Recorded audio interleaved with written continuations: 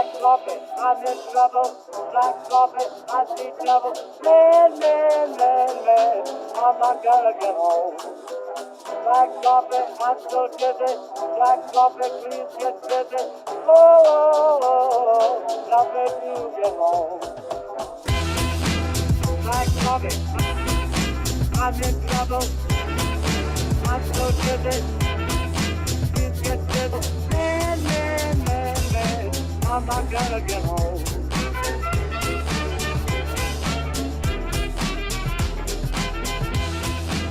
Black coffee, I'm in trouble. I'm so dizzy.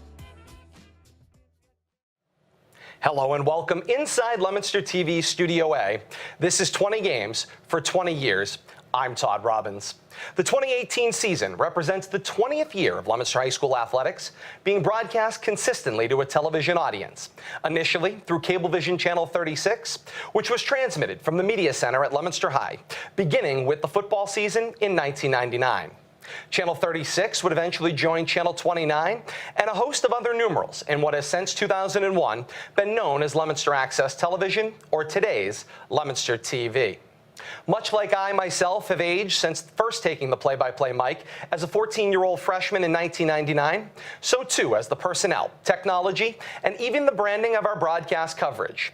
From LHS TV 36 to BDSN, the Blue Devil Sports Network, or Blue Devil Sports Night, to LATV's Action Sports, to LHS Football on Leominster TV. No matter what we've called it, our mission has been the same. Serve our community by bringing top quality coverage of Leominster High School athletics into viewers' homes, especially those populations that so desperately want to take part and for one reason or another cannot make it to the game. Perhaps it's to celebrate with the players, parents, coaches, fans, and boosters of the blue and white, so they can relive it all throughout their careers and now for so many in the years that have followed, as their kids, grandkids, and great-grandchildren become part of the tapestry that is this community's historic athletic tradition. They can use this coverage to weave their and our shared history together. Over the next 20 episodes, we will celebrate our 20 seasons of television coverage by breathing new life into the games that live in our archives, beginning as it did 20 years ago with LHS football. As through the magic of digital technology, we bring you 20 games for 20 years. It is in that spirit that we bring you this game from Doyle Field in the year 2006, labeled with the brand of LATV's Action Sports, shot direct to DVD and preserved in our archive for the last 12 years. Remastered by our archivist, Jack Selly, we bring you this game with the original play-by-play call of Ed Cataldo, in-game analysis provided by Larry Bizzato and Jack Selly. 20 Games for 20 Years presents this matchup from 2006, the Blue Devils against the Tomahawks of Algonquin Regional High School.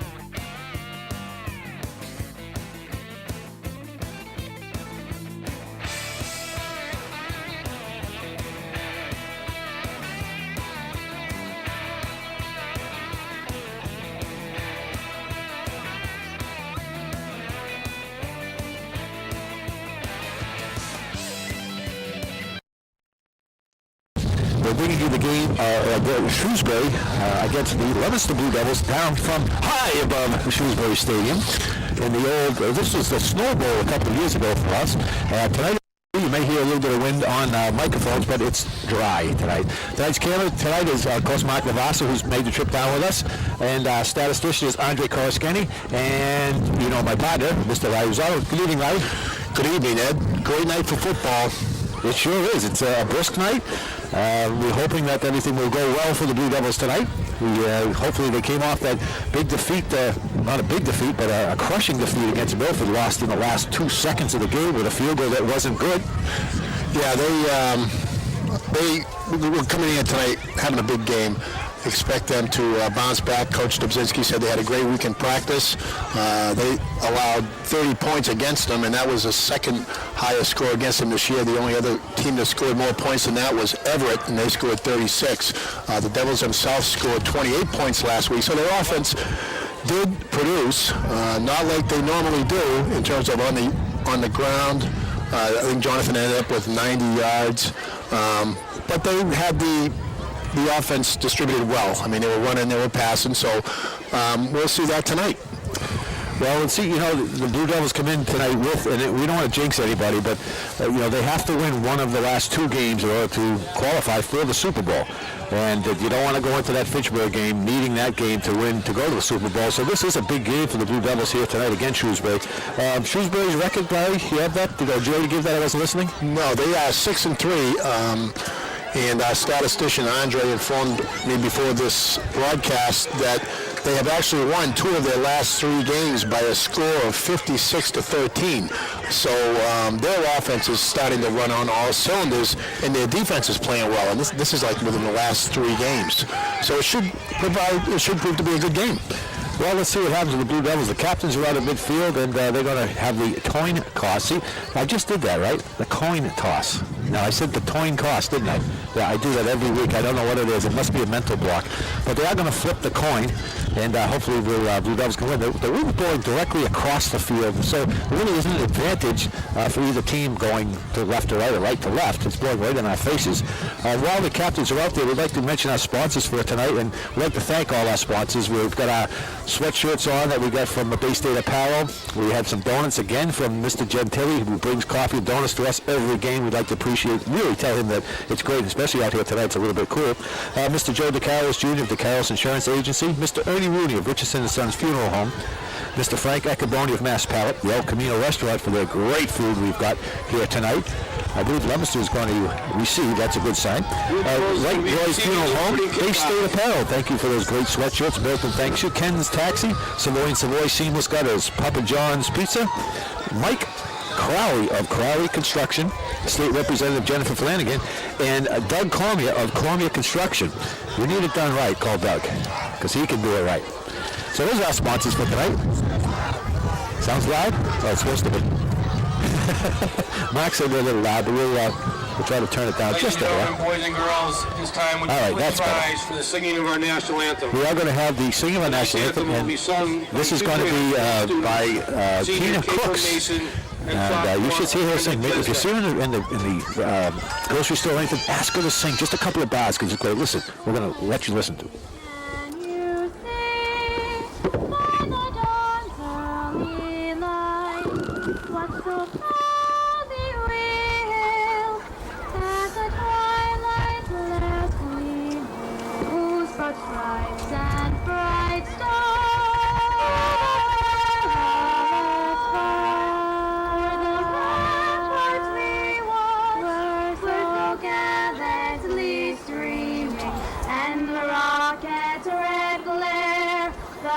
Bursting in air, gave proof through the night that our flag was still there. Oh, say does that star-spangled banner yet wave o'er the land of the free and all home of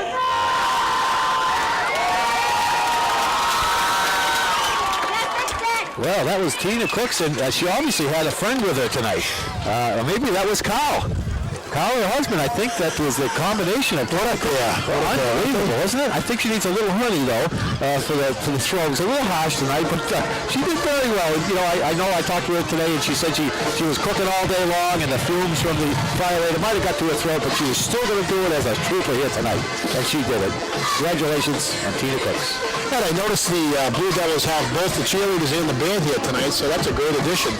They have quite a crowd here tonight. Yeah, it's nice to see the band on an away game. I know there was financial problems with that, and you know, they had to probably raise their own money to get here, but it is nice to see the band. It really pumps up a team to have that type of an atmosphere. Your own band comes here. The Shrewsbury team has a band on their side as well. Not quite dressed even the numbers that the Leominster band has, but you got to give Barry Hudson all the credit, and I tell you, he's built this program beyond belief. They do a great thing. They have that jazz band that they have. They really go. They play all kinds of events. You see them downtown Leominster. They play at Christmas Eve when Santa Claus comes to the center of town. They're there to play for Santa. So it's just a great thing. Blue Devils, number 1, Alex Rivera, number 2. So the Blue Devils will receive. They're going to open up getting the ball against the Shrewsbury. And, you know, I think it will set the pace for this game right now and see what happens on this opening kickoff. And I think we'll be able to see that. Yeah, the offensive line has to set the tone right away, come out firing off the ball, sustaining their blocks, and get the running game going, the meat and potatoes of the Devils. There's the kick right down the middle to the right side, about the 20-yard line, taken by Rivera. Rivera breaks up the middle. Rivera almost broken down. He had one man to beat. He's up to about the 40-yard line. Alex Rivera on the run back. The junior, 6 foot, 180-pound junior. So the Blue Devils take over first and 10 on their own 40-yard line here at Shrewsbury Field. 10 for the Blue Devils at their own 40-yard line. We got an interesting PA now too, as the speaker's right in our head. But we'll get over it.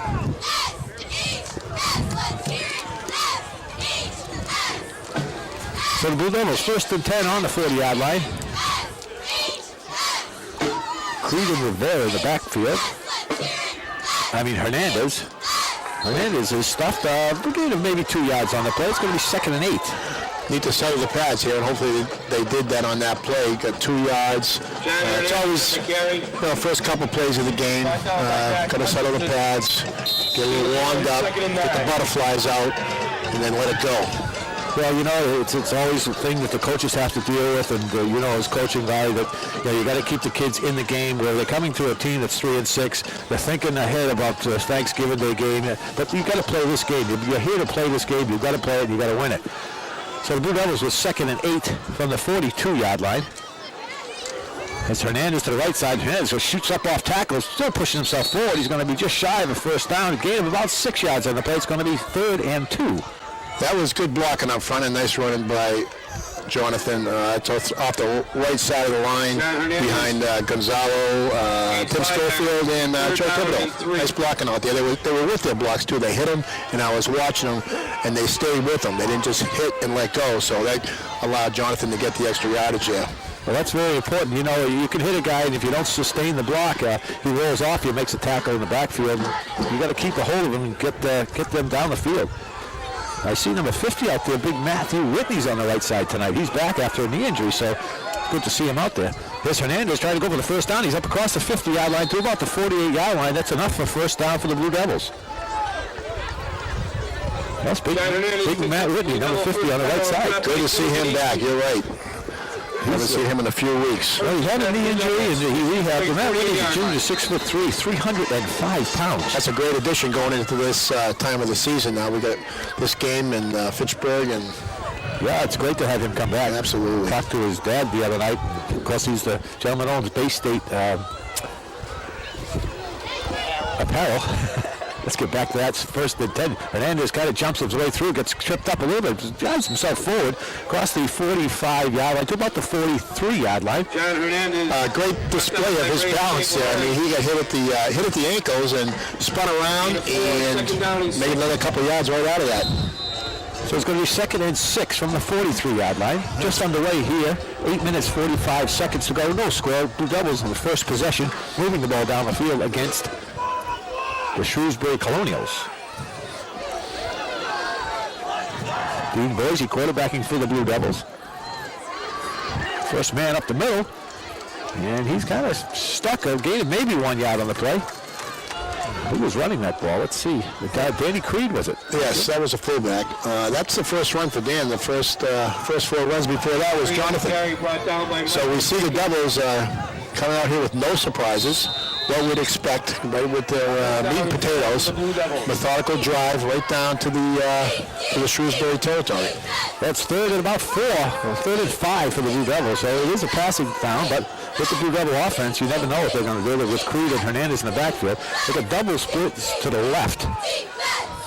Let's see if Boise pulls it up and lets it fly.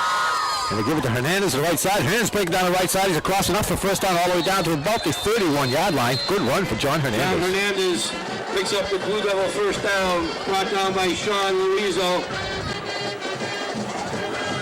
Oh, Hernandez, they talk about meat and potatoes. You talk about a lot. Third and 6, and they just gave it to Hernandez and said, you get it for us, and he did. Yeah, that's what we talk about several times this year is, you know what we're going to do? We're going to come at you, stop us. Yeah. If you know, we're going to keep coming. That's exactly what they've done. With double splits to the left for the Blue Devils on high backfield. Boise looks up under the center, checks the defense. And again, it's Hernandez left side. Hernandez breaking off tackle. Hernandez a high tackle up around the neck, but he takes it down. Gained probably about 7 yards on the play. Looks like it's going to be 2nd and 3. Goes just shy of the 23-yard line. How about this drive, Ed? They started on their own, on their own 30 or 40-yard line, and run left, run right, run left, run right. Jonathan's been carrying the load most of the way, but we had Dan take a run in there too. Yeah, he gave him a break, gave him one run. So it's 2nd and 1 for the Blue Devils on the 22-yard line, and we got a flag. We're probably going to have a little illegal procedure. Right to snap, penalty marker on the play. The Colonials are clapping, so that, last time I was down here, I called them the Shrewsbury Cannolis. Cannolis? Right. Don't make me hungry. And I got a big plate of cannolis delivered to LTV the next day. 2nd down and 6. And that was from Karen Straparo.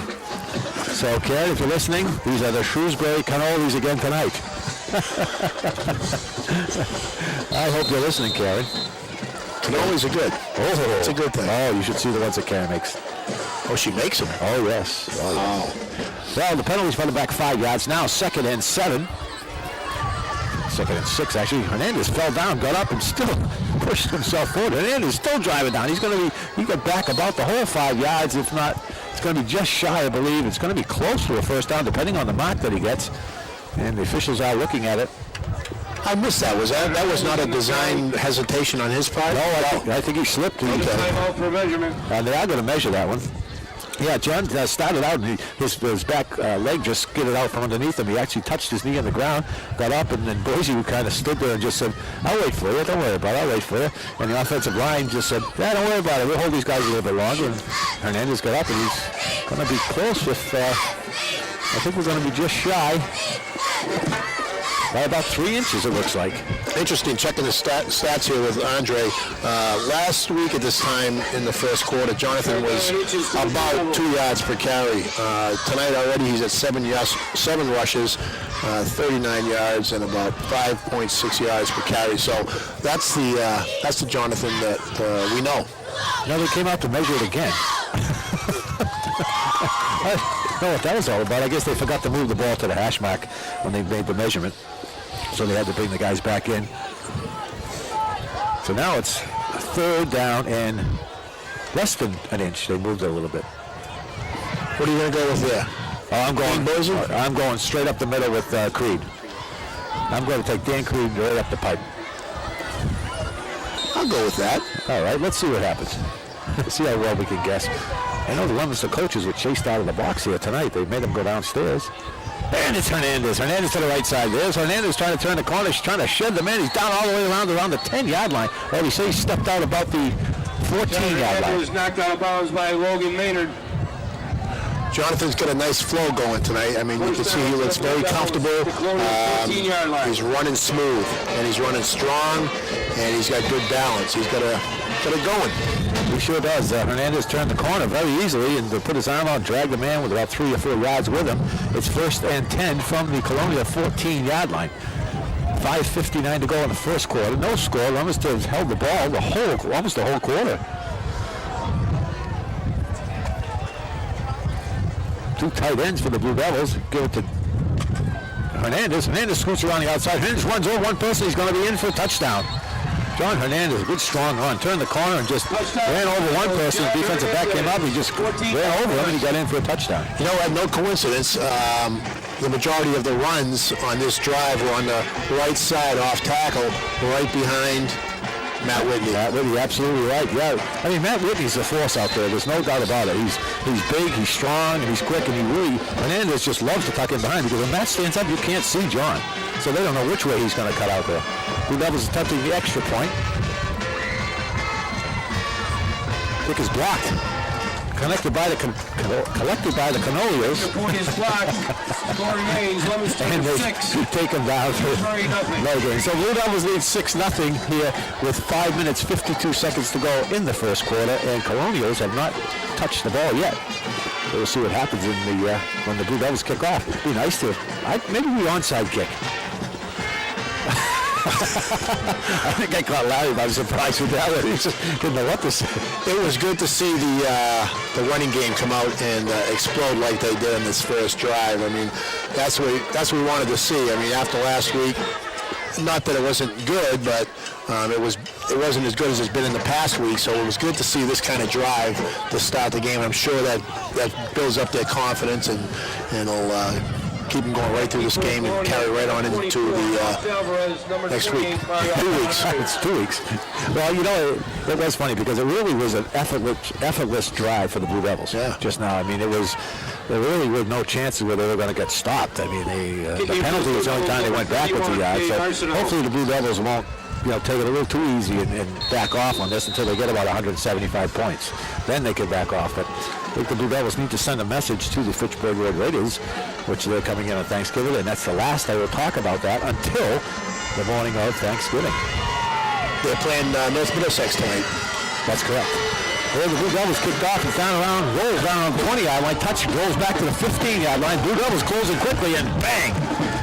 Yeah, that's great coverage there. They had a conversion of 3 or 4 guys right on the ball carrier. They were ready for that. Everybody was in their lanes, exactly where they needed to be. Anthony Mastrapasqua was the first man down, which normally that is true because he's, he can run, that kid, and he gets down there, made that hit, and the Colonials take over first and 10 on their own 16-yard line. Well, let's see what the Colonials can do now. Quarterbacking for the Colonials is way up here. I think it's number 6. No, well, I'll tell you after. There's a straight dive, second man right up the middle, and they run at the strength of the Blue Devils, and that's a no-no. Those Rhinos were charging up front, that defensive line, and they penetrated into the Shrewsbury backfield, and there was absolutely nowhere to go. Gain of 1, second down and 9. Good show of strength and power there up front. It's a gain of maybe a half a yard on the play. It's going to be 2nd and 9 for the Colonials. This part of the season, you've been at this for 9 weeks, 10 weeks, and they've been working out. They're still doing their squats. They're still doing their exercise, so they're strong at this point. They're big up front, too, the Blue Devils are. The Colonials are going to step back and try to pass the ball. McNamara almost got the quarterback. Man throws it across the middle. Nice defensive play. Nice coverage. Number 43, Mastrapasqua again. I think that was Michael Mastrapasqua, number 43. Intended for Michael Kaka. I'll tell you in 1 minute. Yes. That is Mike. Third down and 9. So it's 3rd and 9 for the Colonials, back on their 16-yard line. Maybe they tried to take the playbook out of Milford and try to throw against the Blue Devils, but I don't think anybody's going to duplicate that guy. No, that Johnson kid. Brian Johnson, yeah. He was quite a quarterback. It was good to see McNamara get in there and put a little pressure on the quarterback too. Rush him out of the pocket, put some pressure on him. I'm glad to see they got him some pants and didn't have tape all over him this week. Yeah, that's good. 3rd and 9. Colonials drop back the pass, throw it out in the flats, and here comes Hernandez, and it's enough for first down. Kid threw a nice pass there, completed it for a first down. Pass complete to Sam Rodney Pete, quarterback. First down. Isn't he a pro quarterback, Rodney Pete? First and 10 Colonials. Don't recall. No, I think he was, yeah. Rodney Pete. I think he played for the Chargers. Lions. And I'm not lying. USC, then the Lions. There we go. So 1st and 10 for the Colonials. Running right outside. Fullback almost tried to Rivera had a hold and tried to strip the ball out. He kind of just shedded it, but the Blue Devils came across and picked it up with enough gain of about 5 yards. It's going to be 2nd and 5. Yeah, that's too many yards. 2nd and 5. 5 yards a carry, not good. Got to tighten up on the defense. Well, we talked about that. You look at and I'm sure every one of these Blue Devils knows what the record is of the Colonials, and they, with 3 and 6, you kind of have a tendency to say, they can't be that good, but you never know what's going to happen out on the football field. You've got to play, and play as if it's the biggest game of your life. Comes a blitz. Colonials trying to sweep left side. They do break across the line. The kid's pretty quick. And he gets enough for a first down, all the way across the 40-yard line to the 42-yard line. 1st and 10, Colonial. Alex Alvarez picks up the 4 minutes. I'm sorry, go ahead, Larry. No, excuse me. As you said, Ed, even though the Colonials have that record, you got to be mentally disciplined to come into a game like this and be ready to play, which isn't easy. And especially, with their record, but they got to remember the last two home games they scored 56 points. So their offense does move. Those are Colonials again, right up the middle, across the 50-yard line, and a little banging going on out there. Number 63 of the Blue Devils. That's, Alex Alvarez brought down by John Hernandez. A gain of 7 yards on the play. It's 2nd and 3. Well, just across just shy of the 50-yard line. Clock running, 3 minutes, 24 seconds to go. First quarter, Blue Devils lead 6-0. If I recall correctly, I believe between Alvarez and Fredrickson, they have less than 1,000 yards between them on the ground. So, Jonathan has almost 1,600. Yeah, so that was an interesting stat. A long pass down the field, and it's going to be complete. He's down across the 20 to the 10, chased down by Gentili around the 5-yard line. Wow, that was a big pass. The kid laid it up there. They must have saw something, and Rivera jumped up, couldn't quite get it. Kid made a nice catch. He bounced up in his hands, held on to it, took it all the way down to the 5-yard line. I'll tell you what they saw. They saw the Milford game. Yeah, that's exactly patterns that Milford ran, and they threw it up over Rivera, and he couldn't quite get it. He jumped a little bit too soon, but he did hit it. But the kid stayed with it and made a catch. So it's 1st and goal from the 5 with 2 minutes, 53 seconds to go in the first quarter. Blue Devils lead 6-0 with the Colonials knocking on the door. Defense has to wake up now. Now it's crucial. There's a second man right up the middle, and he's going to walk into the end zone for a touchdown. Initially he got bumped, but he went into the end zone for 6 points. That looked as easy as our drive. Yeah, or as easy as Milford last week. Yeah, that's true. That's a little disturbing this early in the game, but on the other hand, we look forward to them tightening that up and making the adjustments to prevent that from reoccurring. That's for sure. Well, hopefully the alarm clock just went off in their helmets and said, hey guys, time to wake up here. Colonial's trying to take the lead with a single-point conversion.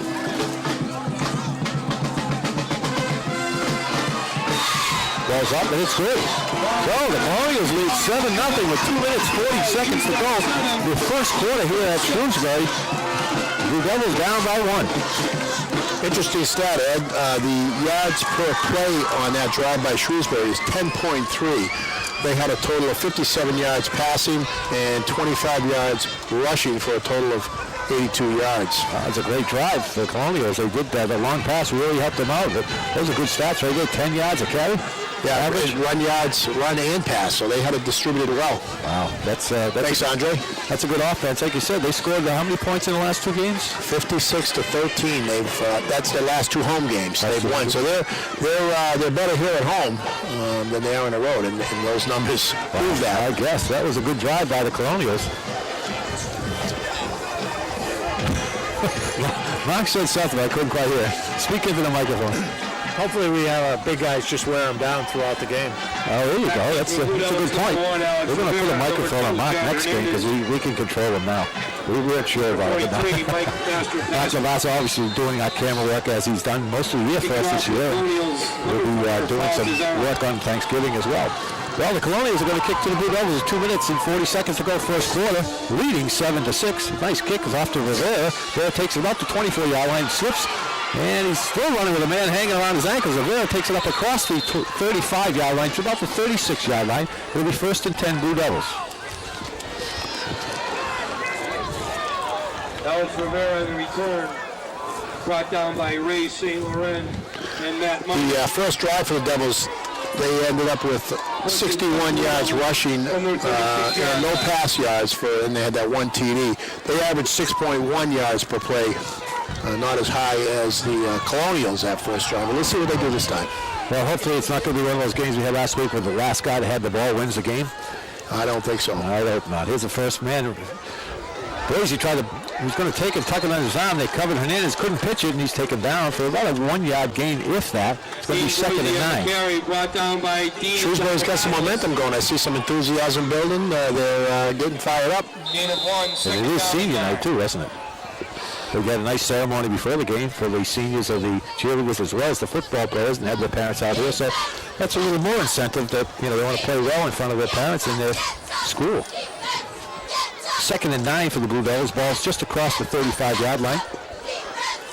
Big Chris Stegnaw comes up over the ball, checks out the man across from him, and they shifted away. Said, "I'm not going through that guy." Boise calls a timeout. Didn't like the defense. And timeout, Leominster. Smart move. Well, we have this timeout. Boys and girls, I'd like to mention our sponsors for tonight, and great sponsors we've had all year long. Mr. Joe DeCaris, the Jr. of DeCaris Insurance Agency. Mr. Ernie Rudy of Richardson & Sons Funeral Home. Mr. Frank Eccaboni from Mass Palette. The El Camino Restaurant, we thank them so much for all that food that they delivered to us. The chicken piccata and the real Parmesan sandwiches were delicious. Go to El Camino and get some of that good food. Right Royce Funeral Home. Bay State Apparel. Again, thank them for the great sweatshirts they brought to us. The nice championship sweatshirts. They're beautiful, and Milton thanks them too. Ken's Taxi, Savoy and Savoy Seamless Cutters. Papa John's Pizza, who always gives us food. Mike Crowley, MP Crowley Construction. State Representative Jenna Flanagan, and of course Doug Cormier of Cormier Construction. Boise down brings out the Blue Devils. Again, Hernandez to the right side. Hernandez tries to get out. He's just tripped up in the backfield and falls forward for maybe a gain of 1 yard. It's going to be 3rd and 8. I didn't notice on the first drive, Ed, but I did see that play there, that Shrewsbury is playing now with a 6-man front. They may have made that adjustment after that first drive by the Devils, and that we see here, they shut him down the first 3 plays of this possession. Well, when Dean came up to the line before, I think that's what he saw. He looked at a different defense that they were called upon. He went to the sidelines and talked to the coaches about it, and that's probably exactly what you're right, Wally. They've changed the defense up front on him.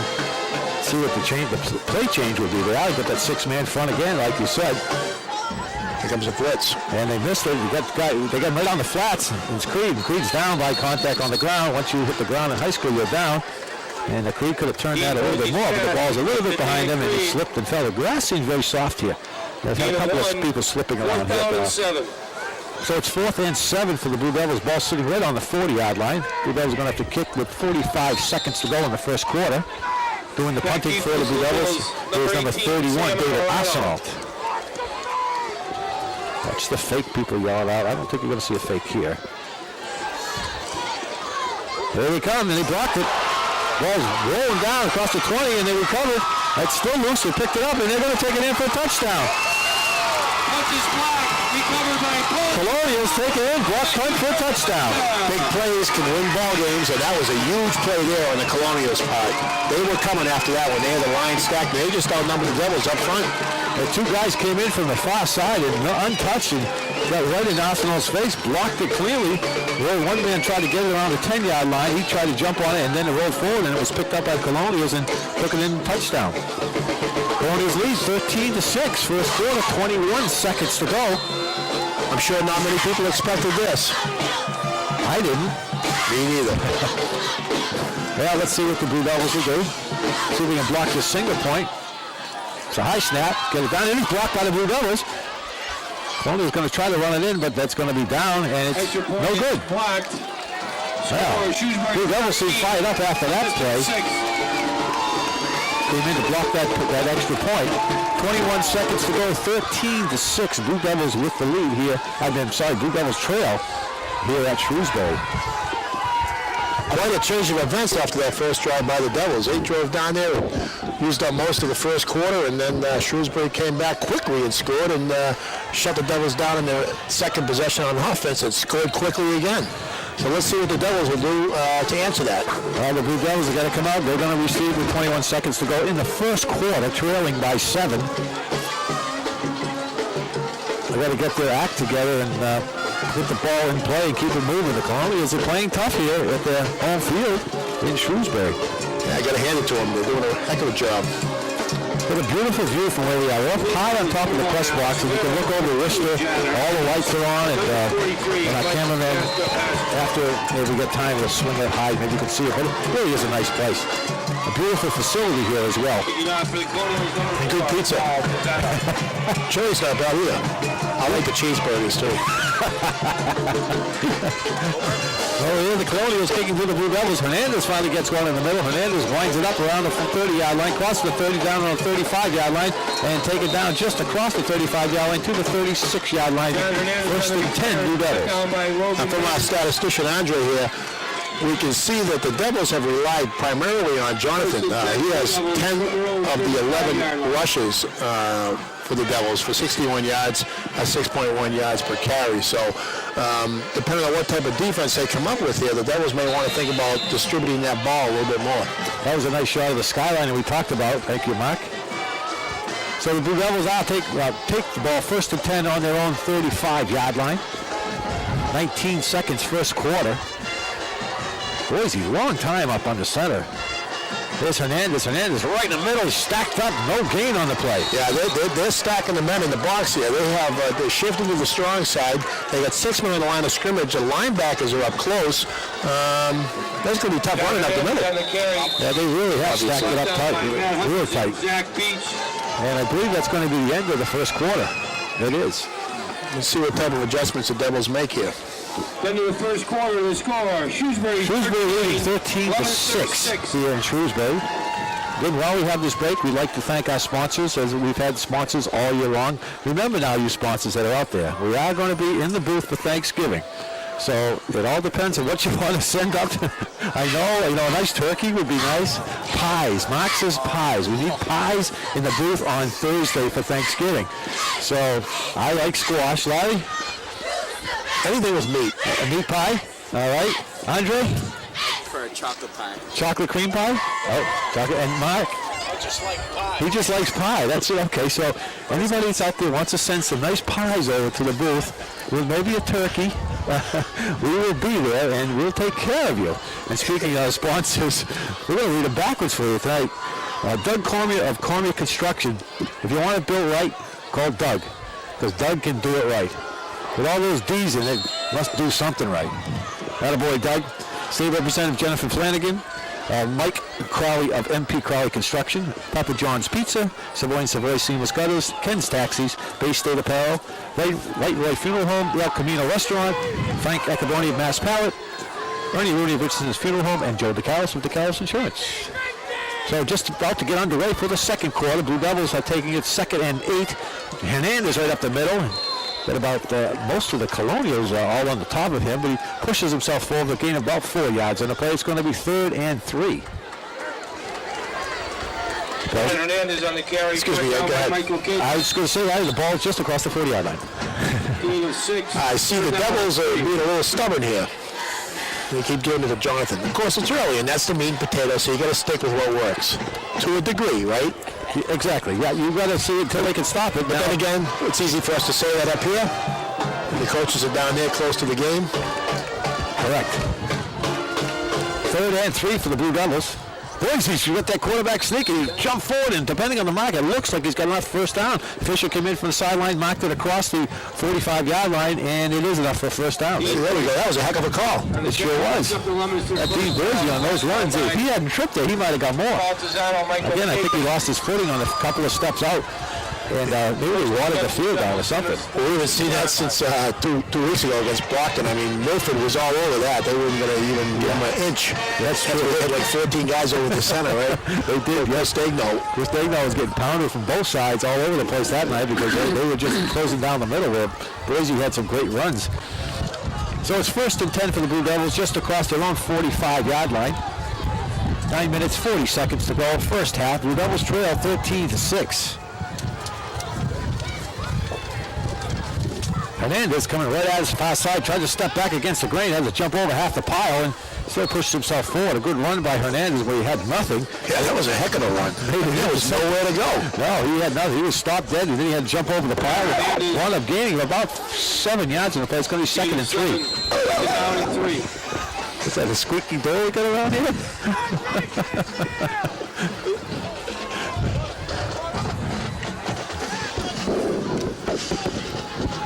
We're going to have to oil his headphones, I guess. 2nd and 3 for the Blue Devils. 8 minutes, 56 seconds to go in the first half. Blue Devils trail 13-6 here in Shrewsbury. And the Coach DeCarolis is talking to the official on the far side, and the Blue Devils want to call a timeout. The Devils have 83 yards on the ground, and Jonathan has 74 of those yards. Wow. So they are working the workhorse here for the Blue Devils, John Hernandez. We had a 30-second timeout. I don't know, Blue Devils came right out. They didn't spend much time in the huddle, so let's see what happens. 2nd and 3. Ball's just across the 50-yard line to the 47-yard line. Now the official stepped in, and I don't know what's going on.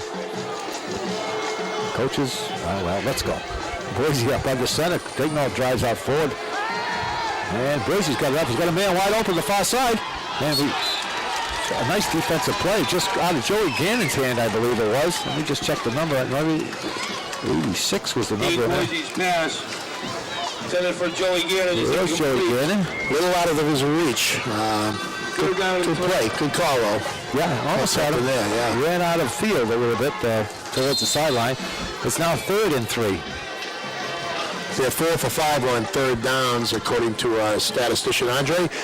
And the way they've been running, I believe that Jonathan's going to get the ball. What do you think? Well, I would say that would be a good bet. But I'm not a betting man. I'd throw it. And we got a flag. Delay a game. I haven't seen that all year. Never either. But you never know about a state trooper. A friend of mine, that's the official out there. Delay of game penalty Works on for the state Leominster. police. Is he from Shrewsbury? No, he's actually from Leominster. He's, I'm not going to give you his name, but he's a great guy. A great guy after a call like that against... We're going to drive home, remember? Okay. Let's go. That's a big play, yeah. Now it's 3rd and 8 for the Blue Devils. Quick pitch to Hernandez. Hernandez got outside. The one game to beat what he waited for him, but he got enough for 1st down. Wow. Yeah, Jonathan almost went outside lateral, but then he decided to take it upfield, and that was a good move on his part to get it into the 1st down. Mike Booth was, I'm sorry, not Mike Booth. Mike Booth is his father. Matthew Booth was found outside. He held his block outside. Hernandez cut off his tail and got enough for 1st down. So it's 1st and 10 for the Blue Devils on the Colonial 44-yard line. 8 minutes, 25 seconds to go in the first half. Blue Devils trail 13-6. It's Hernandez again. Big wide open hole. Hernandez jumping around a little bit inside there.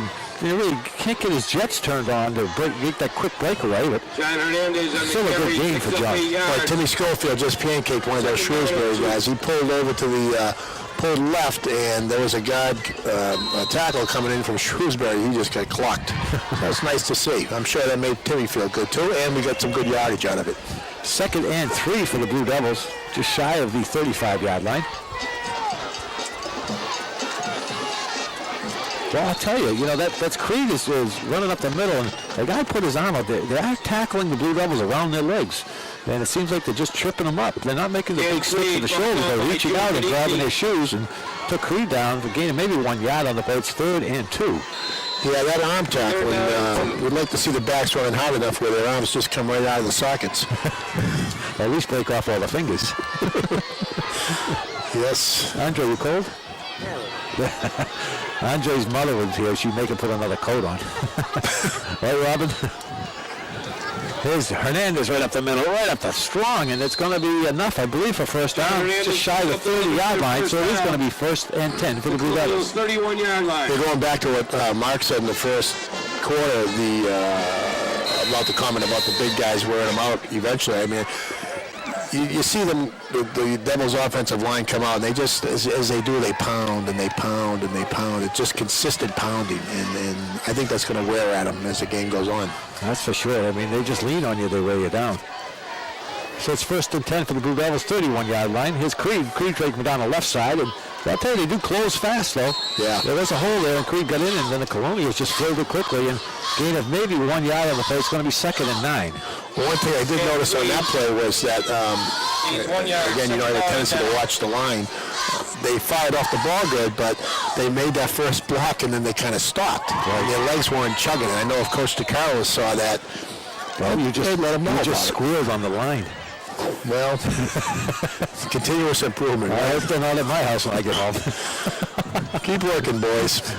That's for sure. Yeah, you're right, Larry. And I noticed that they didn't blow the line right out like they normally do. They just kind of got in their way.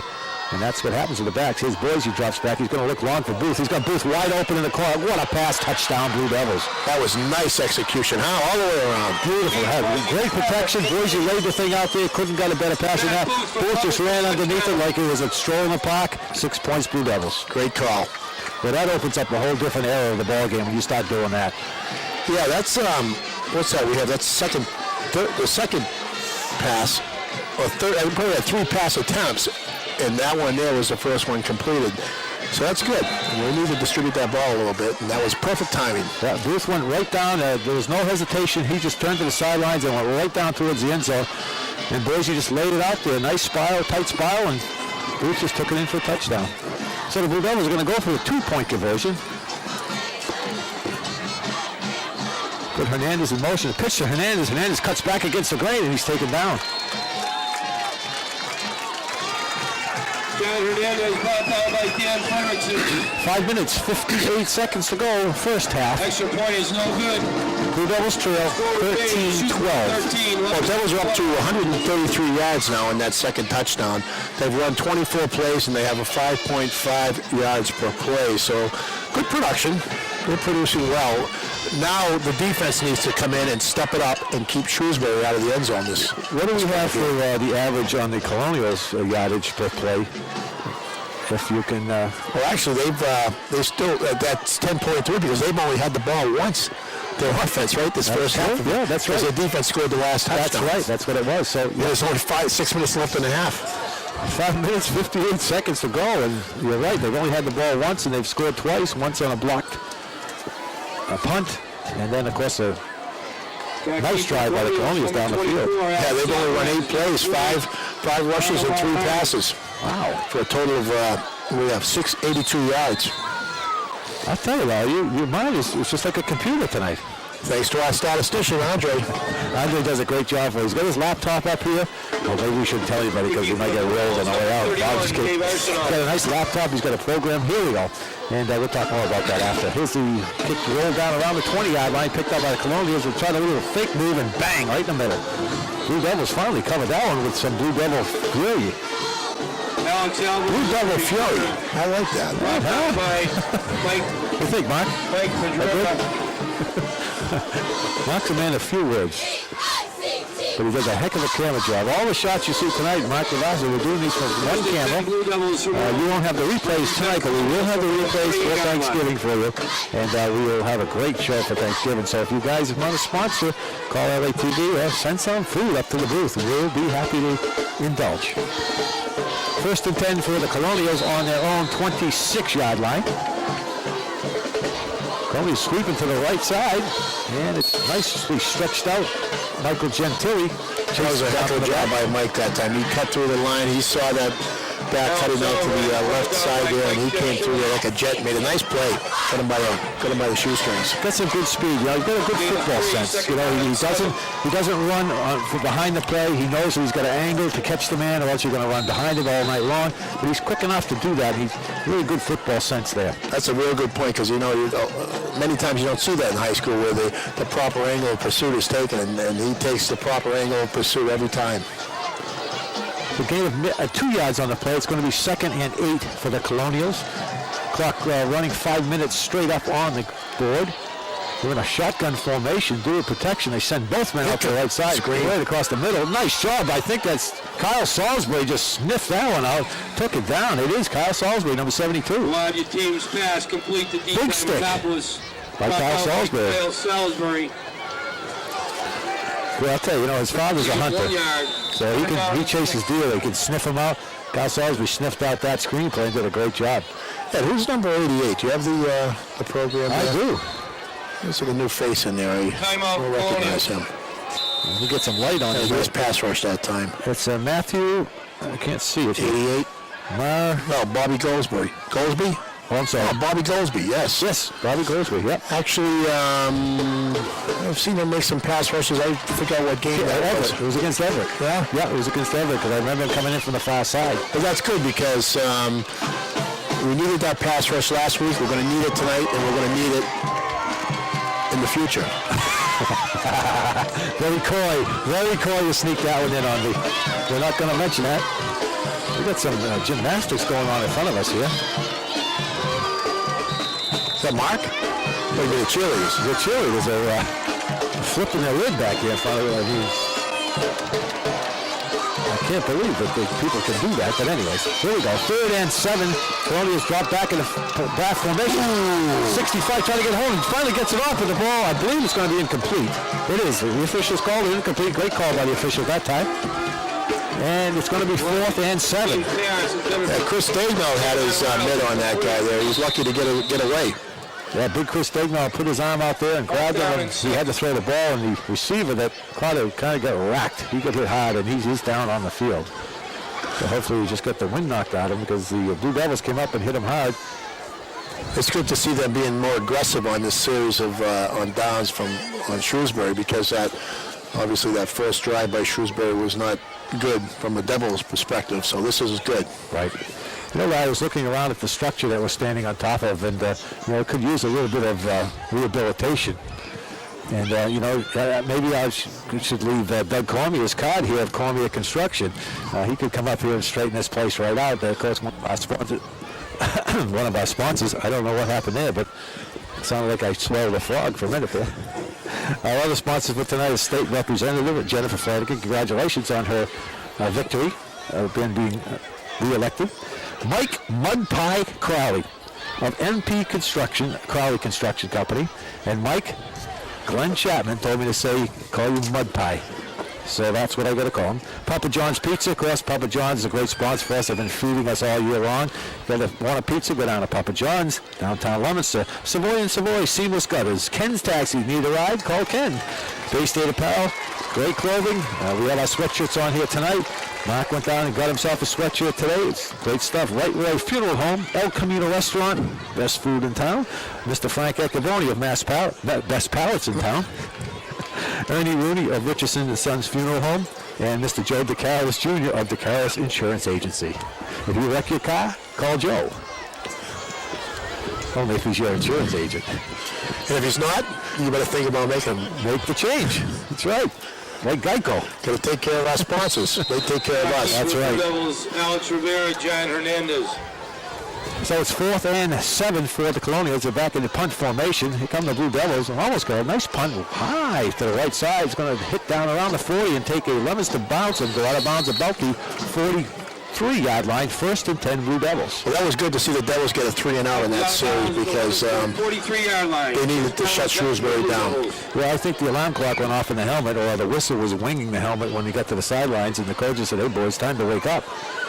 So let's see what the offense can do for the Blue Devils. There's 4 minutes, 24 seconds to go in the first half. Blue Devils trail 13-12. 4-minute, 24-second drive would be good right now. That would be good. I could take that. Into the end zone, of absolutely. course. Oh, absolutely. We want to get that 7 points this time. Boise sends Master Pasco in motion. Quick pitch to Hernandez coming right at us outside. Hernandez is going to turn the corner. Turn across the 50 around the 40-yard line. Hernandez is going to turn on the speed. He's down the corner to 20. And he just caught from the behind just about the 18-yard line. What a run by Hernandez. Yeah, that was nice. We saw that coming right in our face, Eddie. And he had plenty of blockers out there. I think there was both guard and tackle pulled. Plus we had Matt Booth out there. And I think even Dean was out there. So that was like a herd of Blue Devils. A well-executed play. That's a good run by Hernandez. Ran right down the sideline. If he had another 2 yards out or wider, if his field wasn't this narrow, he would have gone in for a touchdown. So it's 1st and 10 for the Blue Devils on the Colonial 18-yard line.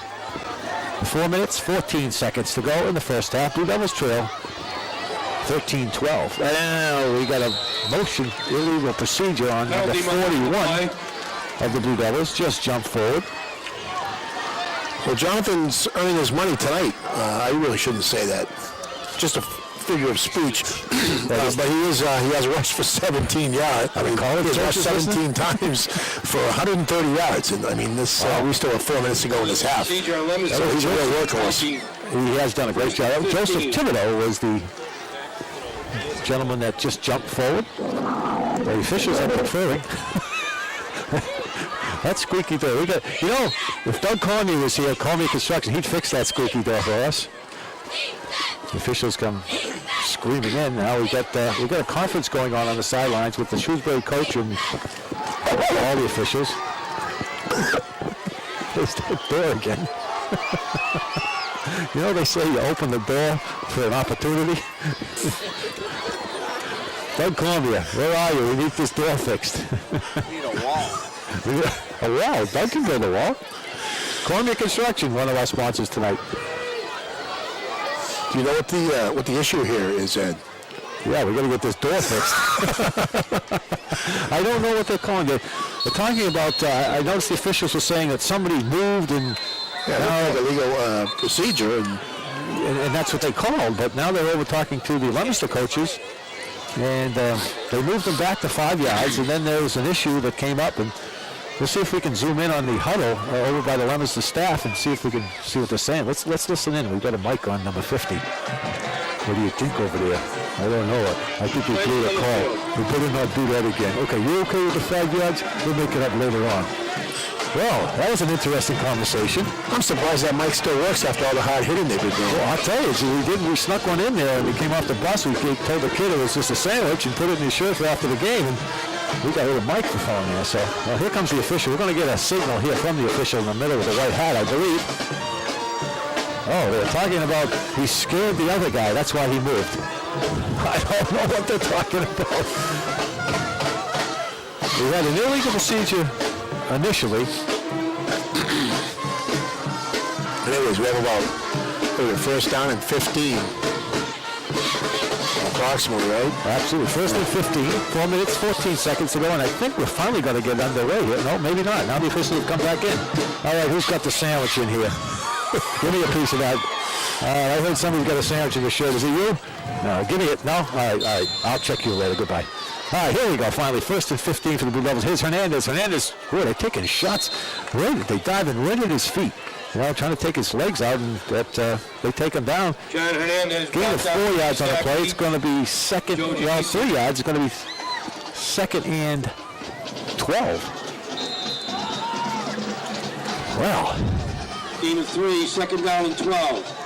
Ball sitting just on the 20-yard line of the Colonials. 3 minutes, 49 seconds to go. Blue Devils trail 13-12 in the first half. Booth and Master Pascal split out right. Taking to Hernandez. Blazy really throws it out the flats to Creed. Creed's taking it down around. He's still digging for the goal line. Boy, what a tough runner that kid is. That's a heck of a play. I really like that play. I think I say that every time they run it. It's like a play-action pass, and the line, they give the look going right. Dean rolls out to the opposite side to the left. And, it just fakes out the defense. It seems to fake it on 9 times out of 10. That play always produces. Yeah, Creed gets in there, and he just kind of gets in the middle of the line. He gets lost, and then he throws himself out.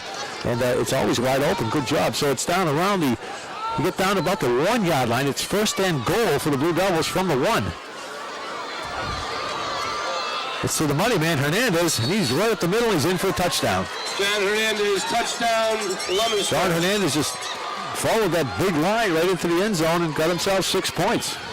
That was a nice, well-executed series of plays there. They mixed it up with a run, pass, and at this point, what does Dean have? He has 2 completions for approximately 50 yards. So you put that on top of the 144 yards rushing, of which Jonathan has 135 of that. That's a well-balanced attack, and that's what the Devils have been doing, winning their games this year. And that's true. The Blue Devils, they've got the talent and the guns to make those plays happen. And if they want to open it up, they can open up with they air the ball out. They can run the ball. They can run the sweeps. They can run the screens. They've got the talent to do it. So it's just a matter of what they want to do. And the Blue Devils had to burn a timeout. They wanted to talk it over, leading 18-13. Boise brings the play in from Coach DeCaris on the sidelines and gets in the midst of all the Rhinos up front. And I'll tell you, you will stand here, look at the size of Matt Whitney, number 50 on this side. He's a big kid. Yeah, he's a great addition to have back on that offensive line. No doubt about it. Had the knee surgery, a torn meniscus, I think his father was saying, and rehabbed it, and he's back. So that's good to see him back. You know what that also does? I think that it frees up Tim Schofield to play more on the defensive side of the ball, so he's fresher, and his legs are fresher, more air in his lungs, and he can play harder, I'm sure. And the same with Matt, you know, and you don't have to go both ways all the time. Hernandez is going in for the 2 points with no problem. Well, I'll tell you, Matt Whitney took, honestly, if you could see a replay on this, Matt Whitney took the Colonial and literally picked him up and threw him down on his back with a block. Great job by Matt Whitney, and that's the exact hole where John Hernandez went through for the 2-point conversion. He may win the Pancake Award on that. Yeah, that was a good block. I was looking right at him that time. Well, that puts the Devils at 10 yards average per rush and overall 6.9 yards per play between the passing and the running. So, again, a good, well-balanced attack. 3 minutes, 21 seconds to go first half. Blue Devils now lead 20-13 here at Shrewsbury High School. For the Colonials, number 24, Alex Alvarez. Like we said, the Blue Devils need to win one more game, this game or the next game, to qualify for the Super Bowl, and hopefully this year we will be traveling to that game. If you know what, I'm going to stop talking about it right now. Yeah, let's get through this game here. Yeah, let's win this one first, and then we'll talk next week or the week after. Maybe we'll do a TV show during the week because we won't have a game next week. Maybe next Friday night we'll do a TV show from the studio.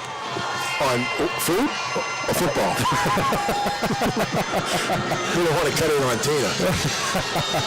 That's a short kick. It's bobbled just around the 35-yard line. The Colonials do keep control of the ball. It's going to be 1st and 10 Colonials from their own 35-yard line.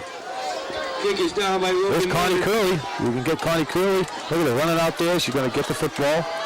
Watch this. I don't think she's dropped one yet. Look at that. Look at, there she is. Comes out there, gets the tee, then runs down, gets the ball, and she's off before the plays even get set. She's like clockwork, and she does a great job for the team. Inspiration for all. Yep. The mother of Mike Curley. Well, the Devils have to prevent any big plays here on the part of the Colonials. They need to keep them out of the end zone. Obviously, with 3 minutes left, anything can happen. Well, we've seen that before. You know, less time on the clock. The Colonials can hit you. They're going to try to run up the middle here. Boy, the Blue Devils stacked them up, and nobody grabbed a hold of them. Finally, Master Pasco and Gentili caught up with him and gained him 5 yards on the play. It's going to be 2nd and 5. Yeah, that shows you that what kind of damage a running back can do if they keep their legs chugging. I mean, you hear it all the time, but when you see something like that, I mean, he was virtually stopped, and he kept his legs going and going and going, and he ran out of the defenders and made a couple extra yards. One more arm tackling for the Blue Devils. They need to grab him, wrap him up, and take him to the ground. Here's the Colonials trying to go to the right side, and Gentili and number 3, I believe, was in on that tackle. Let me grab my stats here before they blow out the window. Brought down by Alex Medina. I think that was Medina. Yeah, Medina and Gentili. That was a great pursuit on both of their parts. They both had parts. Great pursuit by both of them. I wonder which part they used. Well, anyways, it's 3rd and 3. Big third down for the Colonials. They give it to the first man up top, and he's strung out. Nice job by, I think that was number 11 for the Blue Devils, Alex Alcala. Down by Alex Alcala. Cut them short of the first down. It's going to be 4th and about 1. Well, now the Colonials have a big decision to make here. 1 minute, 56 seconds to go in the half. What would you do, Ed? I'd punt. If I was the Colonials, I would punt. Absolutely. You know, I'm surprised that they didn't pass it all that series. I mean, yeah, you can say, hey, there's only 3 minutes left. Let's be conservative. We don't want to turn the ball over. But, you know, when you play in the wind, you don't always think like that. You think to make the play. You think that you want to play a win. Look at the size of the front line of Blue Devils that just came in. Chris Dagnall came in. Number 67 came in. Yeah, Mike Curley, 67. That's Tim Schofield. They got the big beef in there. They actually tipped the field when they came in. It's slanted to this side. Big, tough-skinned rhinos. Look at Dagnall. He's down. He's puffing out through his nose, his steam coming out. Look at the stack in the middle. Colonial's going for it with 4th and 1. Second man right up the front end. He's going to have just enough for first down. But he ran away from the big guys on this side. They're all stacked up, and he just got across the tackle side on the right side and got enough for first down. So with 1 minute, 52 seconds to go, Colonial's 1st and 10 from their own 45-yard line. Well, it's because they didn't listen to us, right? They would have turned the ball over by now. They would have punted, right? That's right. Yeah, but that was a good play. I mean, they ran off tackle. I don't think they would have got it if they ran up the middle, and that's obviously why they went off tackle. Good point. Here's the Colonials trying to go up the middle and just stuffed Gentili. Did you see him drive him into the ground? Yeah, that's good. You know, you want to have that level of intensity, that's the viciousness when you're playing defense, and that was a good demonstration of it right there. You know, it was such a good hit. He put his shoulder in, wrapped him up, lifted him off the ground, tipped him over the pile, and put him into the dirt. But a clean hit, a very nice, clean, hard hit, and that's what we like to see on both sides. So no gain on the play. It's 2nd and 10. Trying to go to the right side again. And again, that one's stuffed down. Maybe a gain of 1 yard on the play. Gentili on that one as well. And Master Pasco on the bottom of that pile. John Louiso gains 2 yards. Gain of 2 on the play. It's going to be 3rd and 8. Shrewsbury's running at 3.3 yards per rush. They're down to 5.7 yards per play. That's compared to where they were in the first quarter, where they were at 10.8. So we can see the Devils' defense has tightened up significantly here. And thanks for those stats, Andre. That's for sure. Yeah, that Colonials were 10 points. Andre. I said Andre. I want to make sure I get that right. Doesn't matter. His mother loves him anyways. Just don't call him. Oh, big rush. Almost got to his balls outside. Oh, great defensive play. Beautiful job by Master Pasco on the far side. Reached up for the ball, and both the defender and the receiver went for the ball. Nobody caught it. Nice job by the defense. Perfect timing on Mike's part. I mean, he broke for that ball exactly when it was heading for the receiver, and he was there right on time. Perfect. It's amazing what speed will do. You know, if you can run, you can cover like that. You can, get behind a little bit, but you've got enough speed to recover. Good point, Ed. You know, a lot of guys in this game forget how important the speed is. I mean, you can spend all your time in the weight room, do squats, power cleans, and all this other stuff, but if you don't have the speed, forget about it. The Devils, I thought they blocked the ball. There was people all around the kicker. They must have just kicked it through, and nice kick for the Colonials, taken outside just about the 21-yard line. That was close. I thought the Blue Devils had it. 1st and 10 Blue Devils. Yeah, that would have been a nice turn of events. I think a plane flew over. It just got wrecked from something.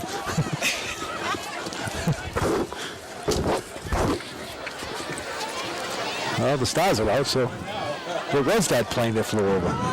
Must have dumped the thing there, Blue ice, yes, exactly. See, Mark knew. You know what I was talking about. 1 minute, 34 seconds to go. Blue Devils probably going to take this and just down it. Yeah, good point, because they're at the 21-yard line. Okay, 10 seconds to go. First half of the score, Leominster 20. And they're going to let the clock run out. Is that squeaky door again? Doug Cornwell. Well, the Devils finished off with a strong half here. Overall, they had a total of 193 yards. 143 of those were rushing, 50 yards passing, for an average yards per play at 6.7 and 10 yards per rush. So that's a great demonstration of their offense. Well distributed, because Dean was able to throw the ball. He had around 50 yards passing, and their defense came up big after that first drive and kept the Colonials out of the end zone. Well, yeah, I think it's important to note that, the Blue Devils came out, had a real simple drive the first group, and then I think they got back on their heels a little bit and thought this was going to be a cakewalk, and the Colonials came up and really showed, hey, we're here to play the game, you better come back. And Blue Devils really, in the second half, you could see the intensity change in the Blue Devils. They came out here, they knew they had to come out and score some points and put some defensive stands down for the game here tonight. So it's going to be a tough one. The Colonials aren't going to give up. They're going to come back and they're going to stay, but I think the Blue Devils now realize what has to be done, and they got to win this game. obviously, all the marbles, right? This is for the Super Bowl here. You get to the Super Bowl, they got to win this game. So I'm sure they're going to remember that. They're going to talk about that a little bit in the locker room at halftime, and we're going to see them come out in the second half and have a huge second half, I expect. Right. If Mark, you want to just swing down a little bit and show statistician who's hiding behind the table right here. This is the work that Andre does for us. You can see his laptop up in the corner, and he keeps all the stats for us on this program that he has there. He squats down all night. He hides. He jumps up on top. He counts the yards. He does a great job for us. His mother, Robin, would be so proud of him. And of course his dad, of course. Let's look at some of these statistics from Shrewsbury in the first half. We talked about Leominster. Overall, Shrewsbury has a total of 97 yards, 39 of those rushing, 56 of those passing. They're at 5.4 yards per play. I mean, that's some of the good information we get from Andre, and he helps us sound intelligent. Yeah, if we only had one of those screens we could write on, we'd really be good. The teletypes, or whatever they call them, Called the Illustrator. Telestrator, that's it, Andre. See, he's giving up the right words. And of course, Mark's behind the camera, and if you can swing it around, you can see Mark. Actually, you know what, Mark, let's change positions here for a minute. When we get Mark on camera, because keep your headset on, it'll stretch. We'll show you Mark too while we're here. Mark's, in case you guys, that's Larry, but here's Mark right there. Mark is our cameraman. You know the cameraman, they always get on later on, and they just wave with the headset on. Well, that's Mark. He does all the work for us. So that's going to do it here for the first half. You stay right there, Mark. I'll work the camera. Where the Blue Devils go into halftime with a lead of 20-13, and we're going to take a short break, and then we'll come back and bring you the exciting second half of tonight's ball game. We'll be right back.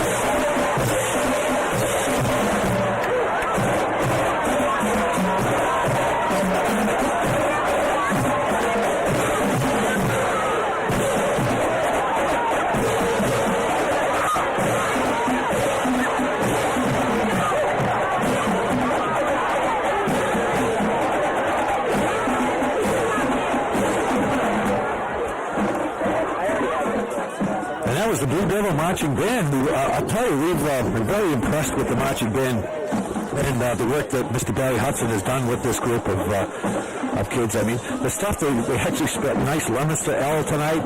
They had all kinds of motion, and I'm not a band person, so I wish I could talk to Director Barry Hudson about the motions and the triangles, and I guess I don't want to sound, I don't know what they were doing, but they did a great job whatever they did. They were moving sideways, walking sideways, marching sideways, and playing the instruments as well. And Jimi Hendrix down there, who did a great job. We thought he blew a gasket in his horn when he was putting it down at first, but I guess he put it down to play that bass guitar. And as goes Director Barry Hudson now, taking all the equipment off for the Blue Devils. So I'd like to congratulate them and good luck. And I'm sure they're going to keep playing through the holiday season. We're going to take a short break, and we'll be right back for the start of the second half. Don't go away. Well, just about to get underway for the second half. Because I got muted out. The Blue Devil Band was a great thing. We didn't know they were going to be here, and we missed a little bit in the beginning, but we hope we brought you the great job that they do out here. We were very impressed with it from up here in the booth. It looks great from way up tall. I wish we could get a higher camera from up above like they do from the helicopters and see the formations. But it looked good from here, and hopefully that helps the band out. Yeah, they were outstanding, Ed. We need a sponsor with a blimp.